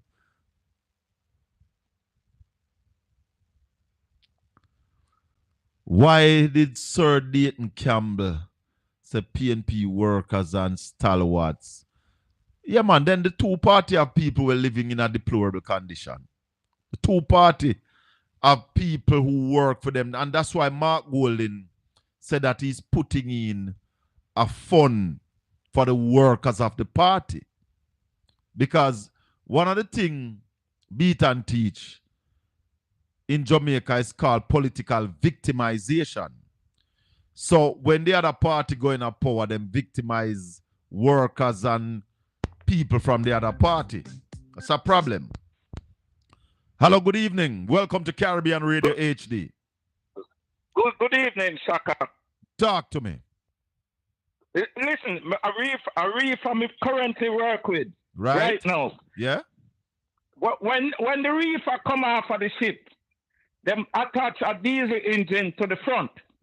When them unload them on the ship, then take off a diesel engine there. It have a next motor on it where them plug it in a ship. So it steer the engine that steer run. That's not a diesel, it's electric. So hold on now. So if the generator upon the ship go down, what happen? Well, if the generator upon the ship go down, whatever them use, me don't know what them use, but me know said when the container go up on the ship, me just put on some a while ago.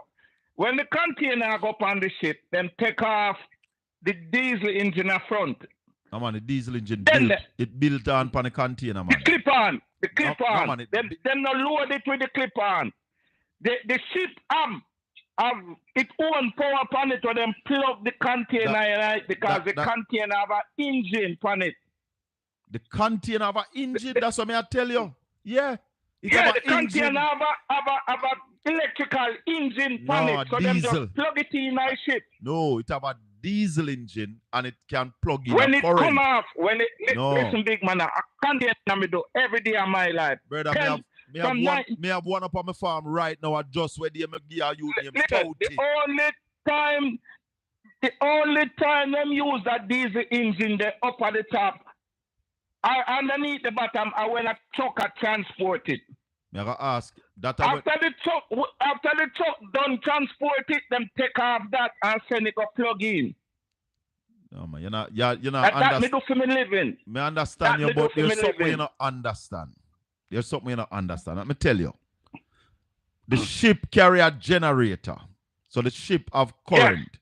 So all the reefers are plugged into the ship's current. Plugged into the ship. Right.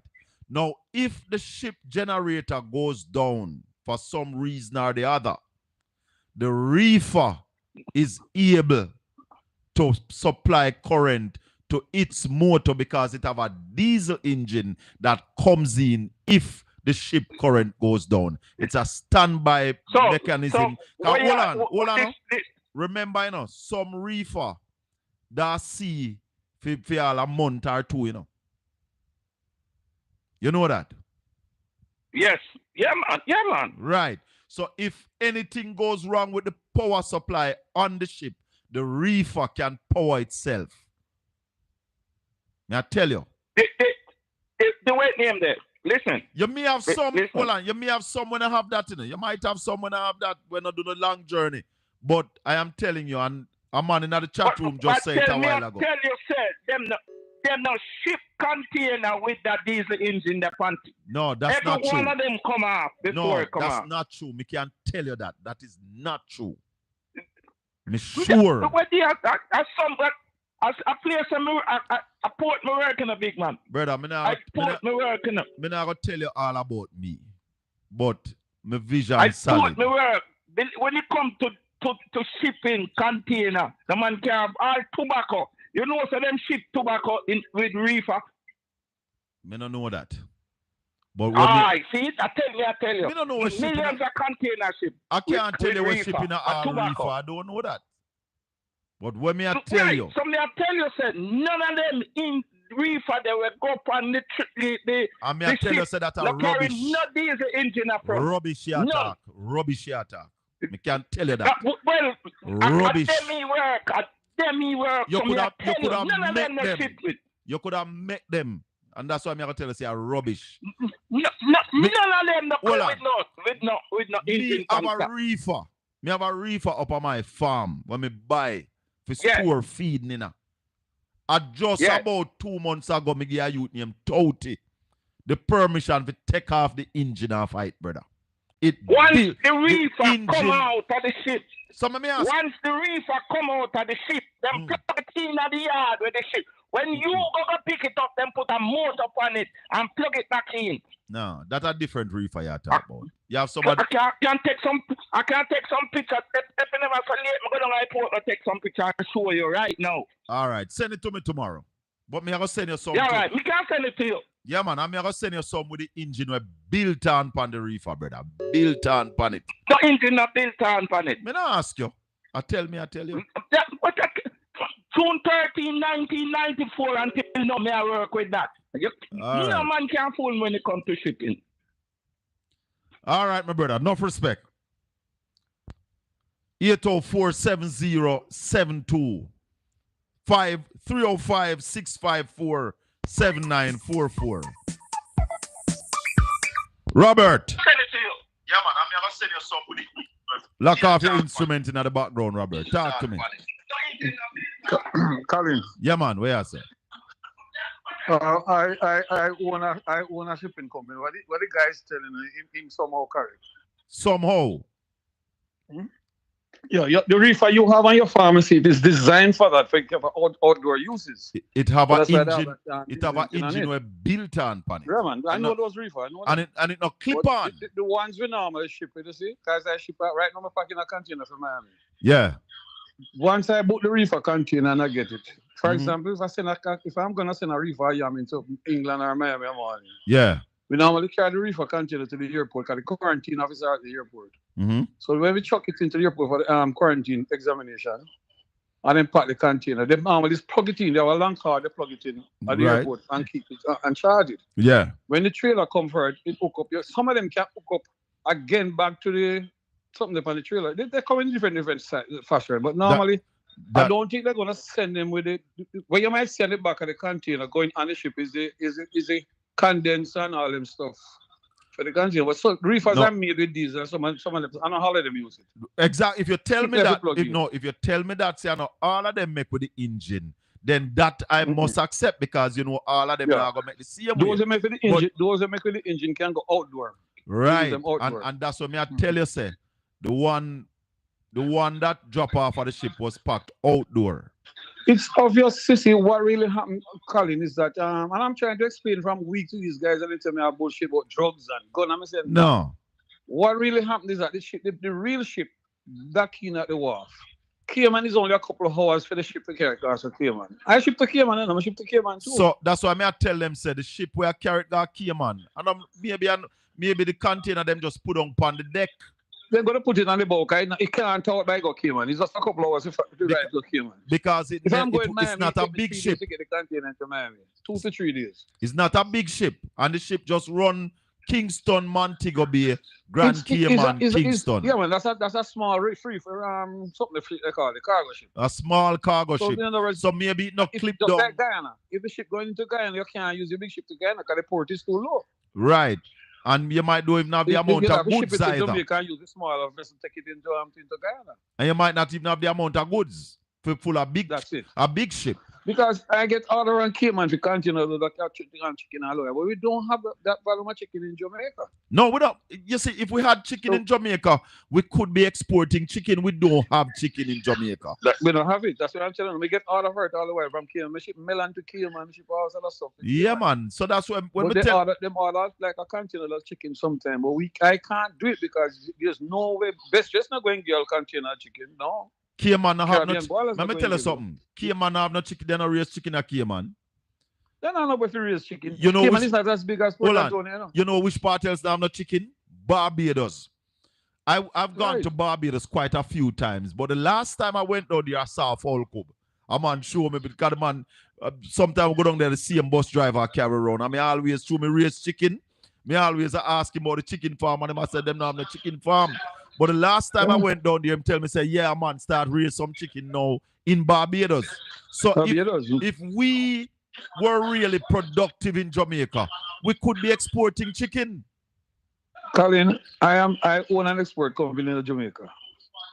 And I ship every week. Right now, I start with a pack to go off to Canada in the morning. Of course. Pack to go England another day. Yes. And pack to go Miami. Talk to me. That's the business. Let me tell you something. I also own an import company in the United States. We can do a lot better than we're doing in Jamaica. Listen, man. Jamaican goods are craved all around the world. But we are a lazy set of people and our leaders lack vision. One of the problems we have in Colin is our pricing. The price of the Jamaican goods is normally higher than actually everybody else. And now it got higher with a 10%. The quality and the taste is so good. You still have a market. Yes. For example, I ship banana into New York. I ship banana into Canada. And everybody asks, why the Jamaican banana is so expensive? But it's sell. You never have returns on banana. Because it's a complete different eating banana. And we don't have it neither. We don't have enough banana we don't now. have it. I have to buy banana from St. Mary Banana a week time to ship to this country. Yeah, we don't have no banana. We don't plant banana again. When I call Miss White sometimes I say, can I get too much? Something you can't even get the amount you want. Callaloo. We have great demand for Callaloo. Yes. For weeks now, I normally send 2 trucks to Portmore to buy how much £1,000 of Callaloo going to Canada every Wednesday morning. And you can't get none now. Right now, I just call the staff, they say £300 and get. £300 of Callaloo. And you, how much pound you want? I want how much you want? £3,000. Wow. Jamaicans, are you hearing that? In Portmore, the government is to blame. The government push out the farmers of the land of Portmore. And build house. To them frame for the housing. Oh, so instead of... So there's a massive shortage of Callaloo right now in Jamaica. Wow. Wow. So we need Callaloo. What else you need to ship from Jamaica? We have a big order for sweet potato right now. We can't even fill it. You have a big order for sweet potato. You have a big order for Callaloo. I get some cocoa and some dashings last night. But I'm sure you can't get enough of that. Can't get enough of that either. Can't get enough. We're not producing in Jamaica. Tomorrow evening, we're going to be talking to Senator Norman Grant. And we're going to be talking about agriculture. We're going to be talking about Jamaica using agriculture to move ourselves from poverty to prosperity. Colin, I was one of the big players into solar papaya in Jamaica. Solar? In CB got involved in it. We were growing hundreds of acres of solar papaya. Oh, papaya. I'm telling most of these guys that I was better off in the 90s than what I am today. Wow. I was making millions of dollars in the 90s from export. Well, somebody is saying to you, Colin, tell the man to call weekly and link with some of the farmers. Weekly is a waste of time. Look, weekly is a waste of time. No, what the caller is saying that you should call the program weekly so we can tell the farmers what it is that you need to I should export. Call the program. I'm talking everything you talk about politician weekly. No, man, call this program here weekly and make the farmers hear some of the things that they can put in. Sweet potato. When you plant sweet potato, you're not afraid of hurricane. No. Just put in sweet potato. I used to send to Portland every week for much £1,000 of cocoa. What about cassava? Huh? What about cassava? One time I ever ship cassava. I mean, the market for it, but one time I ever touch it. But I normally ship like yam, mangoes, orange, gooseberry, star apple. What about breadfruit? Out of Jamaica. What about breadfruit? Oh Lord, we can't. Not scarce of Portland. We can't take any amount of breadfruit right now. We say any amount of breadfruit you can take. Any amount of breadfruit right now. All right, my brother. Enough respect and thanks. We keep in touch. Colin. Don't be a stranger. All right. One love. So there was a report this morning about SSL. That SSL is planning to pay some people. Good afternoon. Welcome to Caribbean Radio HD. Good afternoon, Colin. Yeah, man. Talk up.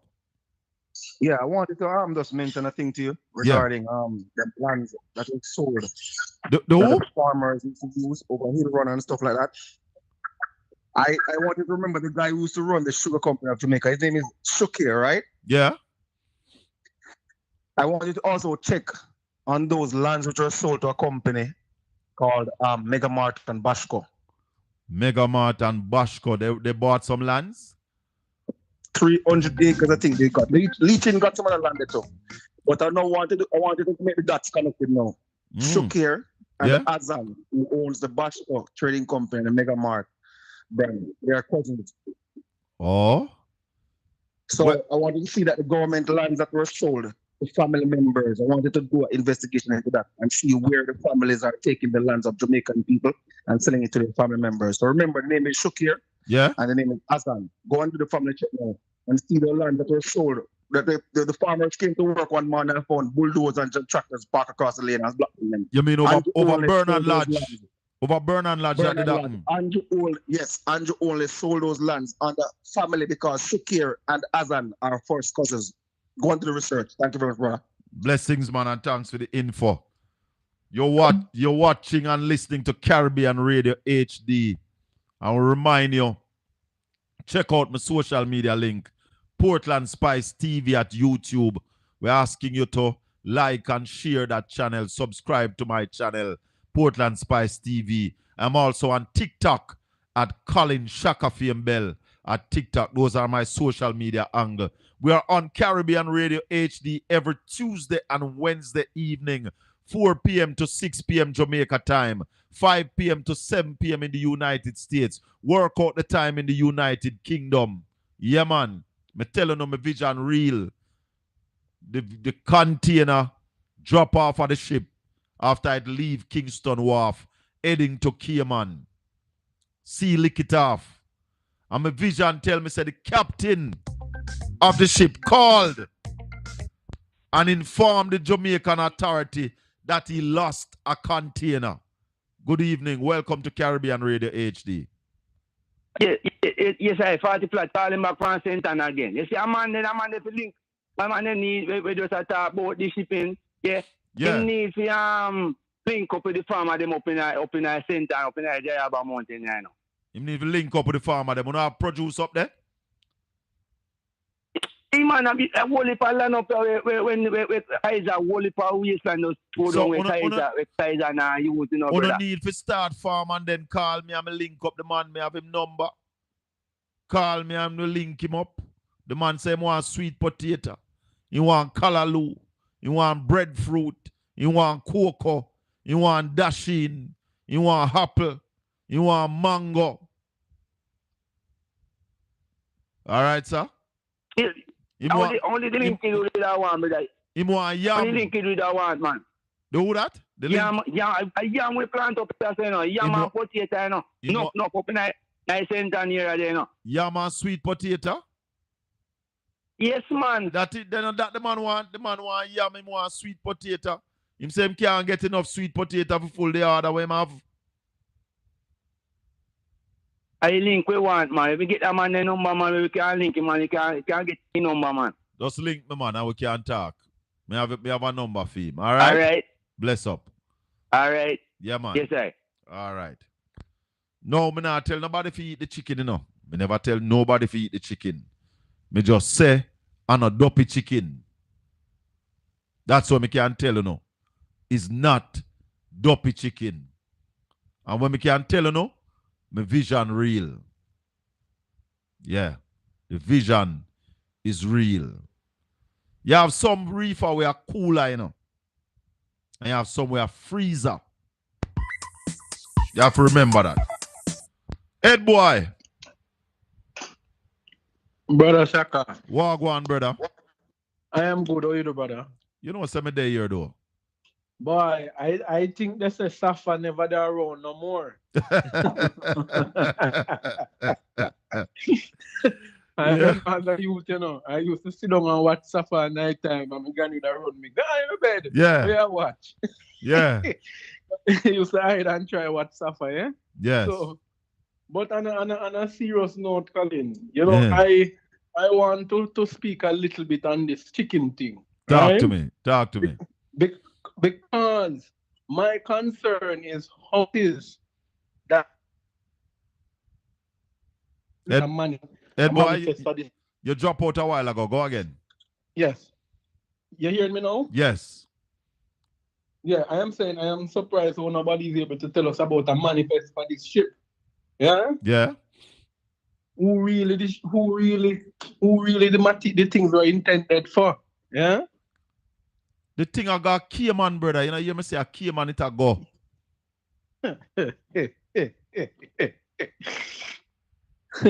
Well, it was going to Cayman. Let's take their story for it. It came from, I don't remember where it came from, but it's not a dream I see it, you know. But it came to Kingston on a different ship. And then it go up on that ship where run a route. The route where the ship run is Kingston, Montego Bay, Kingston, Kingston to Cayman. That ship are just them three places that it go. All right. Seeing that you're a vision, you're a man with vision. What is your vision telling you happening now at Belmont Road? Trouble down Belmont Road. Trouble down there. Me can't tell you say trouble down there. Let me say to your listeners, because you know I have my JLP friend them who don't like Andrew, so they are my friend. Talk to me. Yeah? Talk to me. We have one common political enemy, and that's Andrew Holness. Oh. Based upon what is happening in Westmoreland, right? Yes. A lot of things leaked out in Westmoreland, and I don't know if people listen to the voice messages and the conversations that were being had about what was happening in Western Westmoreland. Talk to it. Talk to it. So one of the ones who crossed floor from us toward the turncoat, but Hold particularly on, Ed boy. Let me just thank the people at Caribbean Radio HD for joining us this evening. It's been a pleasure being with you, Caribbean Radio HD across America. We're up on about 11 radio stations. Big up on yourself, Broke Geary Radio. Big up on yourself. Thanks for being with us. They might join us back, but they're going for a break right now. Continue, Ed boy. Right. So Colin, what I'm saying now, right. So my information is telling me that out of those, you have had over the last 3 weeks, a lot of public brawl between, in particular, certain seats in the party. Right? Yes, I see them. One of them, the Western Westmoreland, something was revealed. And I don't think Jamaica picked it up. What was that? You know that in one of the messages, a person said that the turncoat PNP councillor that's down there in Westmoreland, that wants to run against Morless Wilson. Yeah. That he is being backed by a last name by the name of Wheatley. You mean the man who own the gas station? The Wakanda. Yeah? Tala. Talk to me.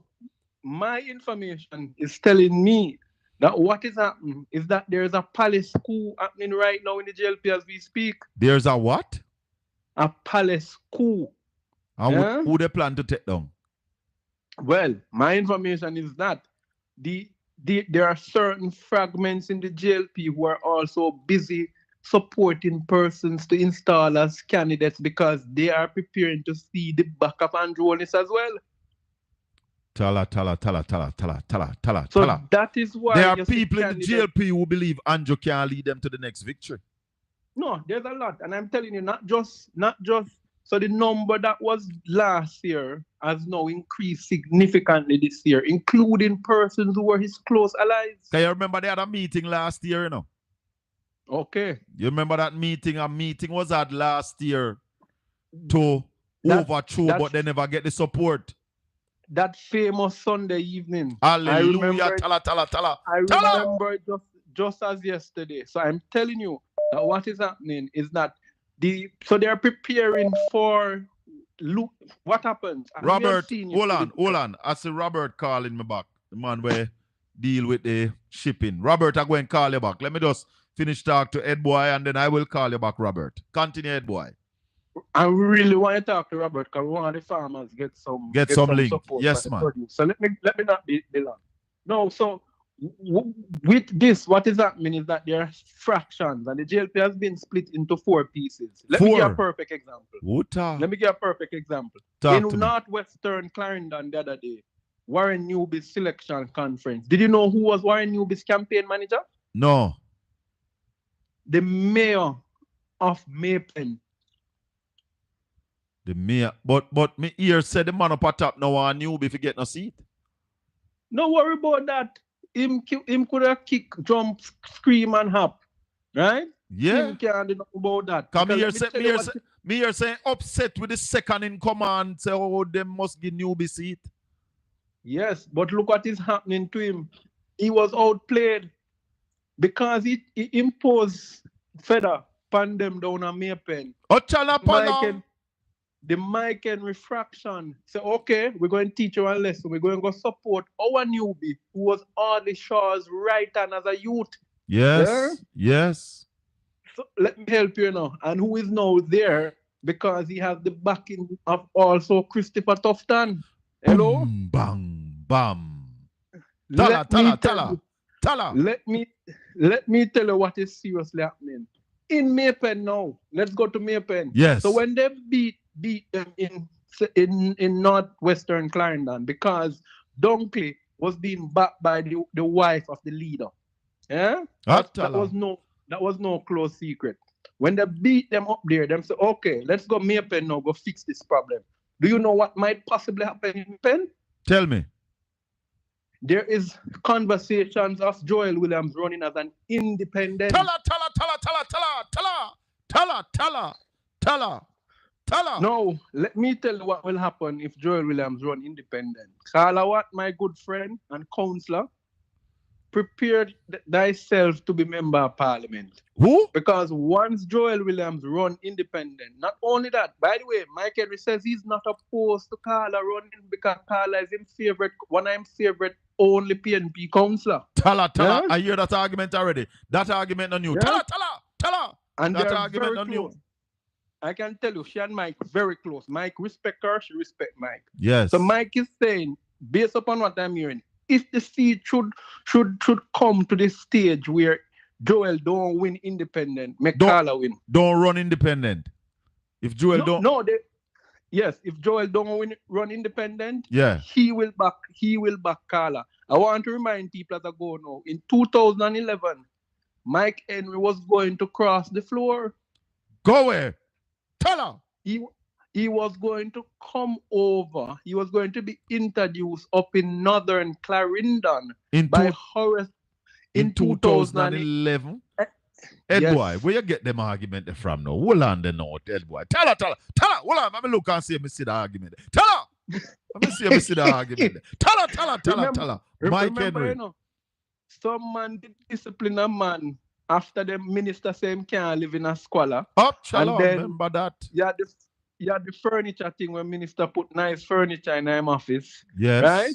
Yes. So he was not happy, and then the little young boy, as him call him, Andrew, come try discipline him.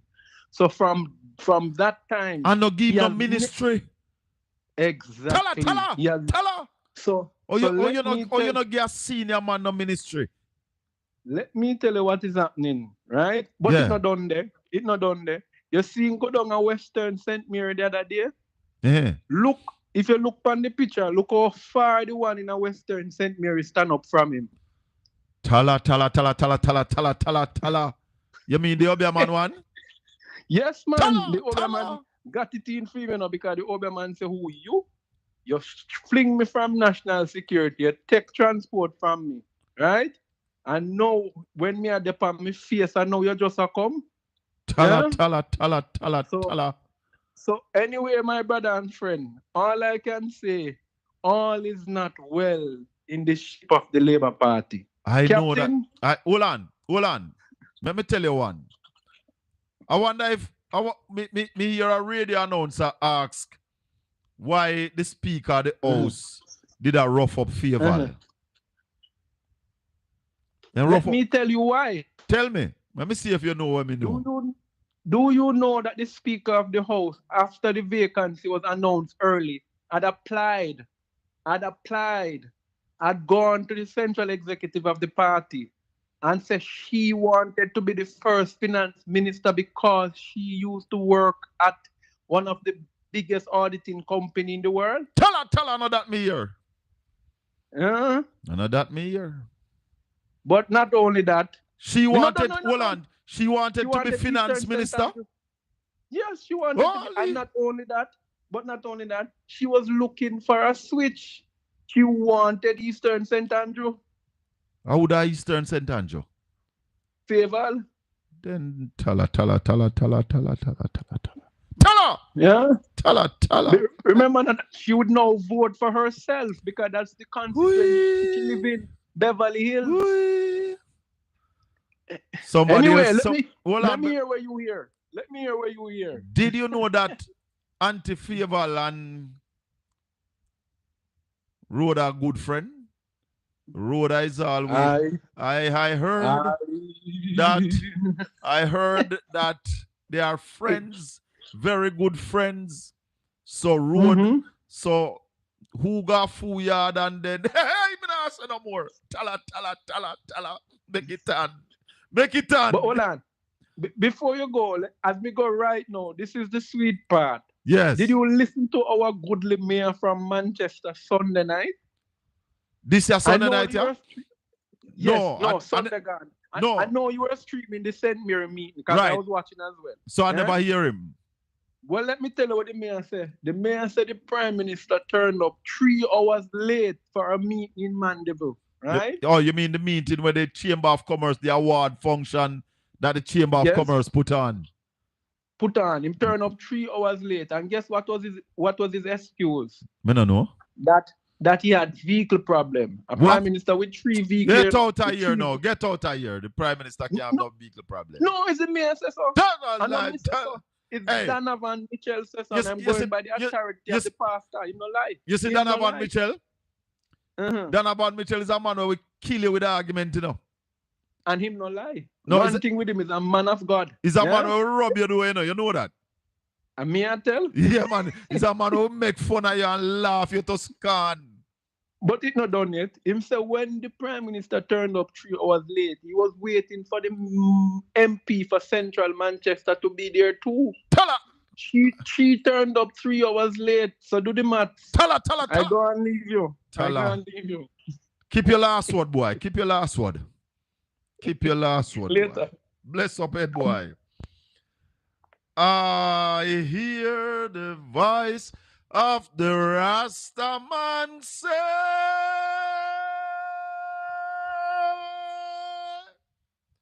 Babylon, you chewing gone down.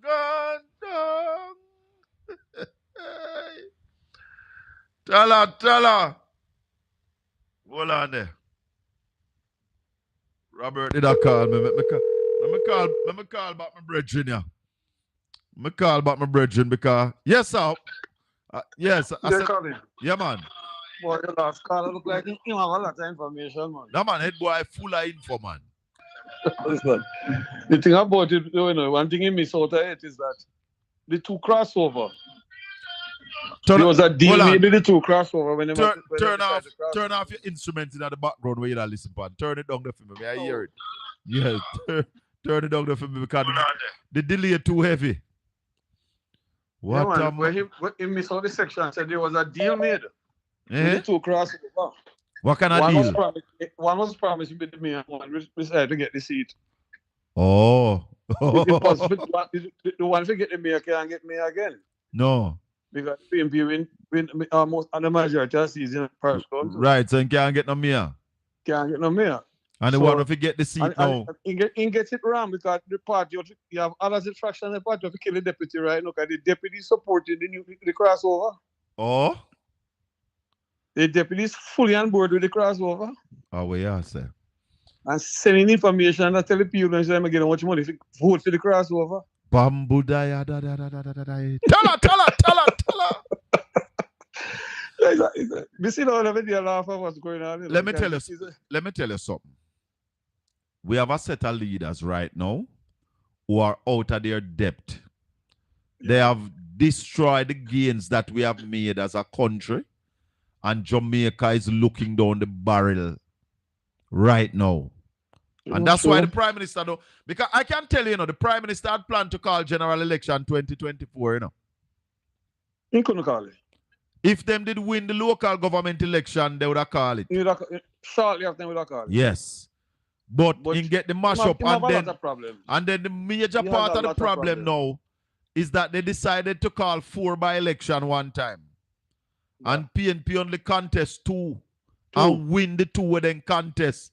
That and the 2 of them win. The 2 of them can't give them no indication if they're strong or not. No, the 2 of them win. Nobody never contest them. They run against themselves and barely get it. The vote turnout. Then that Colin is poor on the behalf of the JLP. They run against themselves and nearly not get no vote. I have been involved in politics for many years. One thing with deliberate, then come vote. Yeah, man. If PNP disgruntled, then sit down and yard and no vote. Then I vote Liberty, then I come vote. Yes, but yes. Liberty always come vote. And when you see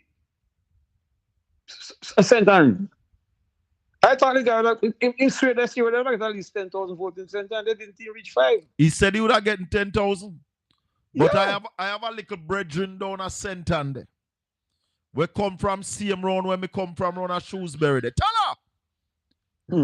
And go and fix up Matthew. I am telling Matthew that Ryan Simpson is going. Ryan Simpson is going to be the next member of parliament.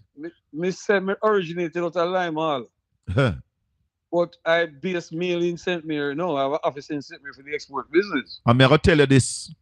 I'm going to say it this evening that Darrell Vaz will lose the West Portland seat. Tell everybody.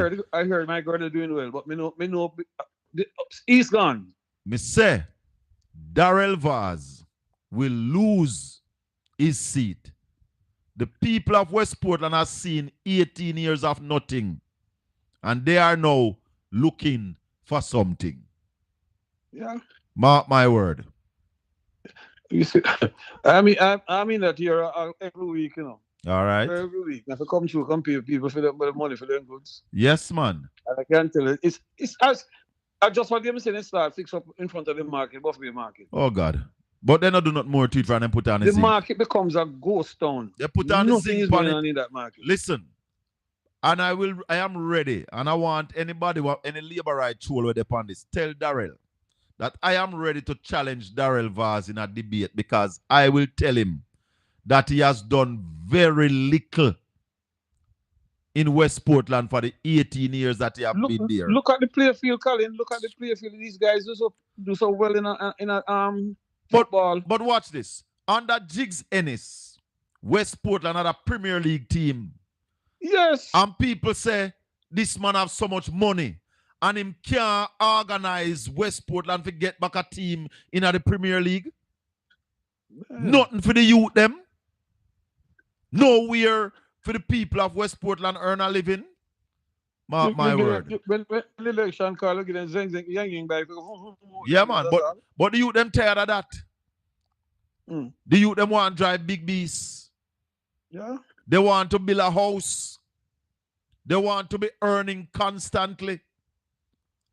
And there's a lady down there. When I come down, turn around, turn off and go up in the buffet for the car. When the tangerine on my back, the huge amount, me draw a lot of the tangerine for send abroad. Oh, okay. We turn into all of them bushy out there. We go up Buffalo Valley. All of them. Yeah. We get some lovely cook around. We turn off in which not the past buffet and come Spring Garden. So you go around. No, you go around to Iton side and you come up in oh God, past the big corner with the bus to run over Black Hill. Black Hill. And yeah. then And then you go. And then come off you past Black Hill, you come Oak Bay. And turn up, take the right turn up, go Fruitful Vale and Shrewsbury and Durham and Dumfries. Lovely cocos in them areas. Around there, some come from. Cocoa grow around the well, Rockall and them place there. Yeah, man. We drop last week. One of my cocoa farmers in America. I'm in America right now too. And he called me, asked me to tell him, we taking him with a cocoa scenery. But he tell me, man, Boy, he tell everybody don't listen, make sure they get rid of us this time, brother. Yeah, man. Time come. He say nothing no lie. All of them they jump on the ship and go with him. But he tell them, say, get rid of them man this time, man. He has failed them and now him a beg one more term. Anything him never do already, can't do again. Enough respect, my brother. One love. Yeah, man. All right. Good. All right. Tell her. Hey, Portland Spice TV. If you have not yet subscribed to the channel, we have passed the 4,000 mark in subscription. We're going for 5,000. Please send out the link to your friends and your family. Tell them subscribe to Portland Spice TV. This is where it is at. We are back tomorrow evening, 4 p.m. Jamaica time, 5 p.m. in the United States. I implore you to join me. We're going to be having Senator Norman Grant. We're going to be talking about agriculture and the possibilities. We're going to be talking about coffee and the possibilities because Jamaica needs to feed itself. We need to start feed ourselves. Yeah? So join us tomorrow evening right here as we do it for you all over again. Clive. Turn off the instrument in the background. Turn off the instrument in the background for me. Go ahead. Yeah, man. Talk to me. Do you know that Mike Henry was a PNP first? Mike Henry, a real general when I rate, you know. When you listen to the things that Mike Henry talk, him sound like him should have be a PNP. No, him was a PNP first. Him run PNP first. I don't know the details there. Me I listen to you. Because I don't know. And him lose. And then he call me a pen and go run for Labour right. Oh. Check it out. Me know that for sure. No, but me not go against your argument because me don't know. Well, I tell you. Yeah. Check it out. All right. See a man here we know. Let me call you back straight and bring you on. Because this man here might be can tell me about Mike Henry. So let me call this man here and see what he know about Mike Henry. Because when me listen to Mike Henry talk, you know, I one of the few labor rights where me admire. Got a man of a vision, Mike Henry. And me always like him vision, especially for Vernon Field. He's a man where talk highly about Vernon Field and what he wanted to see Vernon Field become, the possibilities of Vernon Field becoming a cargo hub right here in Jamaica. So Mike Henry is a man who me listen to. Hold on the OB. Me listen to Mike Henry a lot. Yeah, man. So, OB, I want to tell you some things about Mike Henry. Lester Mike Henry, them call him, no? So, and him say my Rastafari. Yeah, man. OB. Yeah, man. Talk to me, Wagwan. Me there, my brother. How you doing? Me there. Yeah, you know, I must make a quick contribution as you call my brethren name. Yes. Lester Michael Henry, properly called Mike Henry. Yeah. Real general indeed. And I must say that he called me about maybe about 8 days ago, or 10 days ago, he called me. Yeah. Weren't able to speak for long. He said we would catch up. However, I must tell you that he sounds quite strong. Okay. Strong and sound quite lucid, everything, you know, sound okay. And, you know, Colin, it's exciting and interesting that you mentioned Mike because, you know, we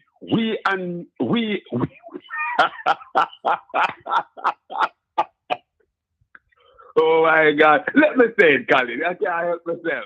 Yeah. We on this side. Yes. Lord Jesus of mercy. Well, put it this way, Colin. Yeah. There are some people in Jamaica who are not going to be disparaging to our older folk. Right. And certainly we would not do so to them, whether they wear green or orange. No, man. If you're elder will give you pure respect. Absolutely. And, you know, for me, it is just kind of tragic in my view that Mike's protege, Joel Williams, the president mayor, you know, whether as a result of his weakness, meaning that he has not performed appreciably to really command that kind of respect from the people of Central Clarendon, because certainly a man, you're under the wing of a veteran and a man who people love like a Mike Henry. You're there for so long, right? Mike endorsed you. Yeah. And you couldn't make the cut. But Feda don't have that impressive of a record either, Conrad. Absolutely Feda not. don't have no impressive record. Not. Look how Swaby, no heavyweight. look how his worship the mayor. Swaby showing him up. And that is where the situation really gets sticky, because it's not like you have a heavyweight coming in on the show now. It is little Feda. Real featherweight. Tell her. What is it? Lightweight? Featherweight. I'm a brethren still, but you know how it go. We have to talk the thing. The truth is that I am under the tutelage of any MP. Let's say I'm under the tutelage of Dean Peart. Dean Peart endorsed me in Northwest Manchester, where I'm from. Yeah. And you think the guy could have come inside there, so come pitch you over? No, man. And the man is not. Remember now, you know, the man is an active politician. Yes. It's not that you're bringing him out of the woods and so on. So something is wrong there. But really and truly, like you said, you know, Mike a real general. Yes, Mike man. has a lot of respect from the Rastafarian community. Yes. As a matter of fact, I think Mike are one of the few labor rights will show respect to Rasta, because majority of the Labour Party people, them don't really respect Rasta. You know? And let me tell you something else that I have to give to Mike. When the Jamaica Labour Party members of Parliament voted against the people of Jamaica, Mike did not turn up. Some might say him dodged from it. And that is what the banking bill we're talking about. There you go. When the Jamaica Labour Party members of Parliament voted against the people of Jamaica and voted for the big banks, Mike Henry was the one that did not turn up. And let us call it as it is, Shaka. What they did indeed was voted against the Jamaican people. Exactly. Voted against the Jamaican people. And as Fitzjackson said to me yesterday, wow, the days are flying. As Fitz said to me yesterday, that this time around, the Jamaican people will have the opportunity to know, show the Jamaica Labour Party that, listen, you voted against us, but you here we are going to vote against you. It is something that I don't believe that the PNP has championed enough, Obi. Because every Jamaican that have a bank account,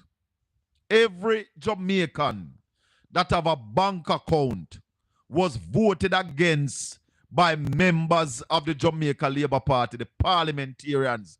Because what the bill was saying, I should be able to deposit my money without the bank charge me. I should be able to withdraw my money without the bank charge me. And the Jamaica Labour Party members of Parliament voted against that. And including the Prime Minister. Of course. Andrew Holness. And said that the bank must charge me for deposit my money. And the bank must charge me for withdraw my money. And then Colin, they have the temerity to be talking about a third term. Let me ask. That's a loan. But them should have lose from 2020 because of that. Absolutely. We're not even going to talk about the fact that the Prime Minister is uncertified. No, that must be. So that alone should also be another disqualifying thing against him. That is something that Conrad. Yes.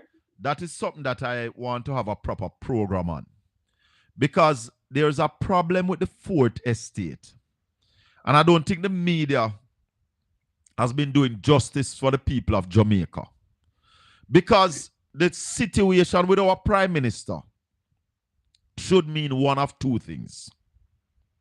It should mean that this prime minister either resign or call the election, ask the people for a new mandate based on the fact that he has not been certified. His statutory filing for 3 years have not been certified. That situation is untenable and wouldn't happen in any other country.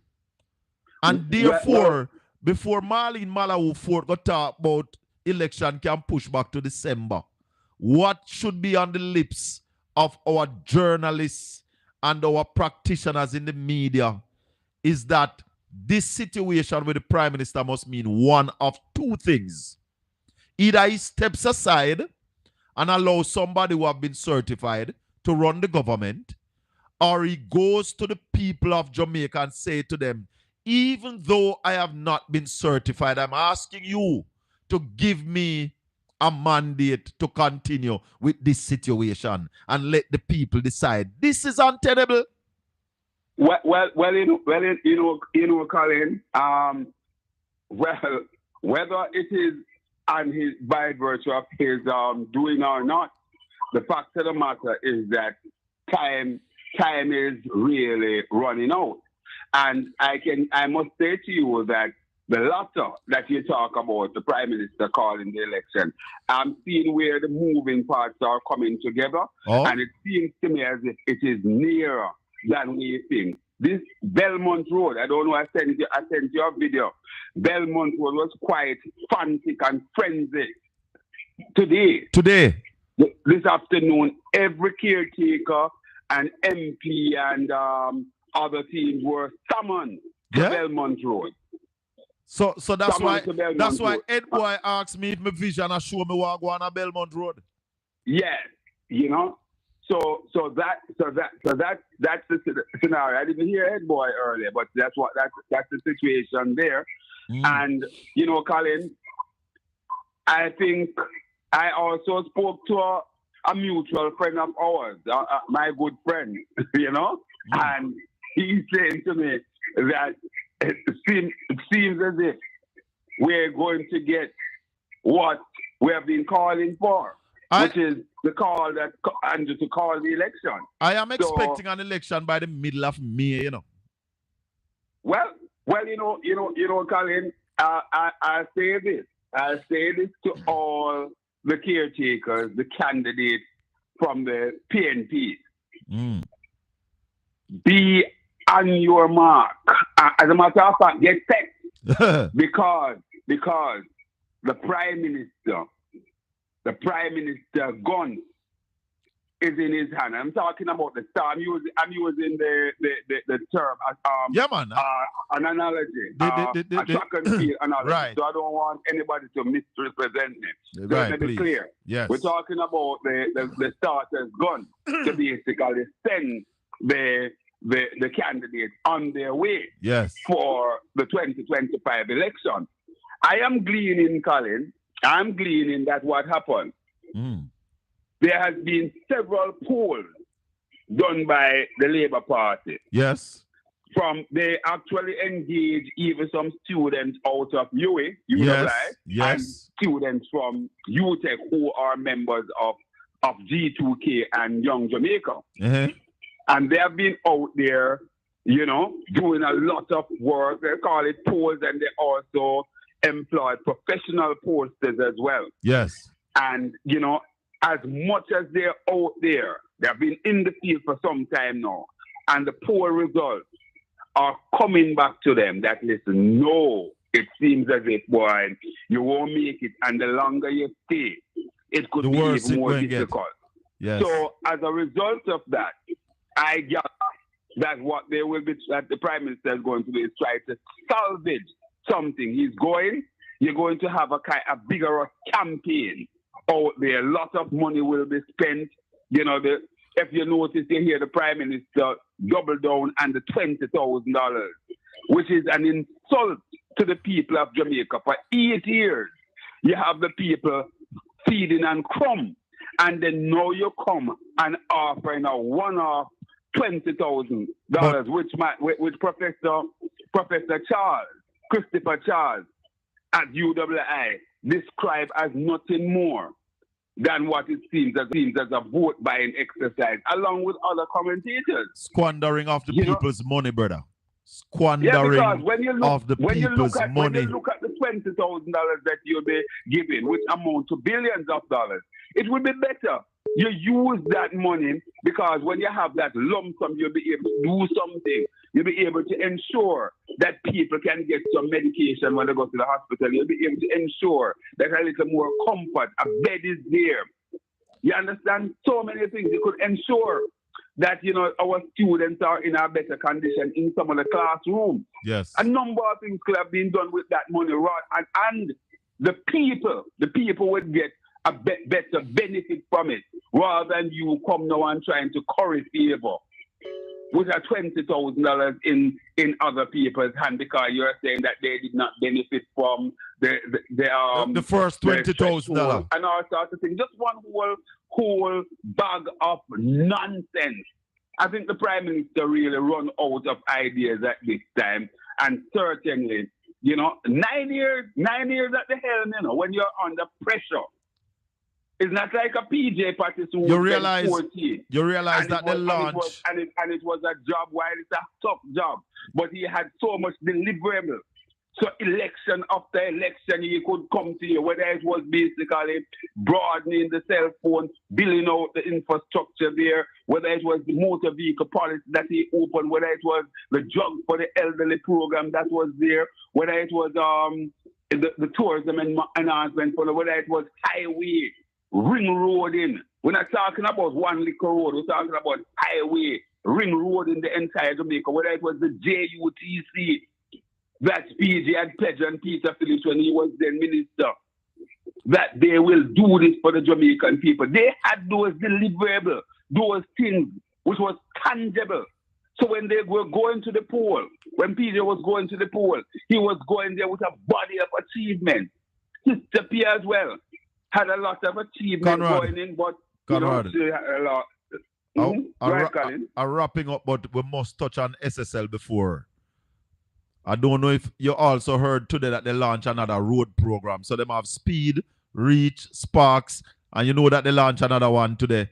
Well, it's going to be out next month, a $1.1 billion road patching program. But SSL said that they're going to pay out some money in May. What are you getting from that? Well, the amount of money that I hear is about $500,000. $500 million. I forgot the figure, but it's some 500 something. But a very paltry sum. You know, the money that SSL, the amount that SSL said that they have in hand to start the program is not even amounted to one of the serious contributors in the scheme money. But they said that's what they have to date. So that money is what they said they were able to salvage so far.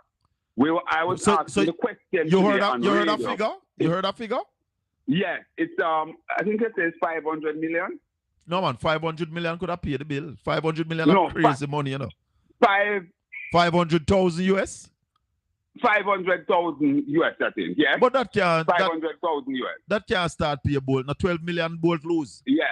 You know, that's the figure. That's the figure that Tell her. Don't go so I can't. So all in all, it seems as if this is not going to go anywhere. But you know, the Prime Minister came under pressure because he was asked. He didn't say anything to the investors and so on. So I don't know if this is a way to say, listen, here we are. Somebody is saying 500 grand, 500,000, Colin. That can't be. 500,000. That's a $500,000 US. Where am I go with that? US. $500,000 US. That can't. So it's you know, I think the interim manager. Yes. He was saying that, you know, they need to wind up the whole thing.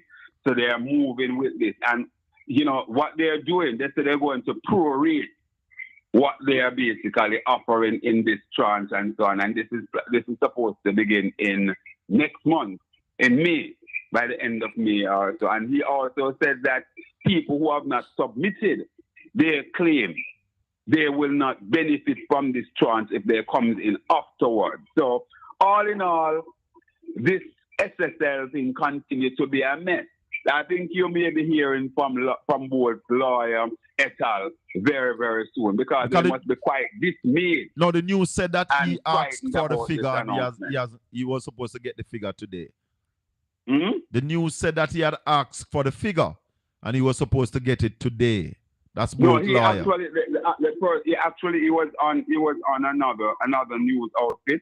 Yeah. And basically the figure was mentioned. The Oh. figure came out this afternoon. Okay. Hold on. Who he said asked for the figure? Bolt's lawyer. Oh, Bolt's lawyer. Okay. Sorry, I'm sorry. Mhm. Well, it's very interesting. So let's hear what will happen there. Well, Let's hear Conrad, what will happen. thank you very much, my friend. We'll talk again tomorrow. Yeah, man. All the best. Take One it love. easy. One love. Listeners, viewers, gotta say thanks to Comrade Rosemary Shaw. Thanks to Conrad O'Brien. Thanks to all the callers, all the people in the chat room who are talking about my vision and all of them thing there. But the chicken drop off of the ship. I don't have time for you, no shower man. Where you want, shower man? Colin. Shower man, where you want? Why y'all get a surprise on Colin? Shower man, go sit down, man. You need to get some sense. Buy some sense. Y'all get surprise, Colin. Surprise with what? Anja go surprise him, I win back. And then what happened to Jamaica when Andrew win back? Good thing to go on. What you say happened? Good things that go on and out, Colin. Hold on. All right. No, me have to do it straight, Conrad. It have to be straight. It's all right, Colin. Remember me tell you, today the heat, Brother, little more. Yeah. I don't know what you do with your wasting time about Hanjo. You see, I am tired of these people when I mean Jamaica not good enough. I am tired of these people who don't mean Jamaica any good. Yeah? The world economy is set to be in shambles. And Andrew Woolner spoke for 5 hours in the budget debate and never mentioned anything about our about the global economy. And here is this man now, coming on my program and tell me about Andrew Woolness. A man whose statutory filing has not been certified for over 3 years. And at that man, this man want to win back election. Conrad, talk to me. Yeah, Colin. Your parish there, Portland, had a major chunk of the newscast this evening. I didn't get the it. Business people are in a dilemma. They're in a frantic mood, sicknesses and so on. One lady said she migrated from Kingston to Portland because of the peace and peaceful nature of the parish. Yes. And today, the crime is up over 100% increase over last year there. And they're saying that it seems as if the crime is now overrun in the parish of Portland. Yeah, man.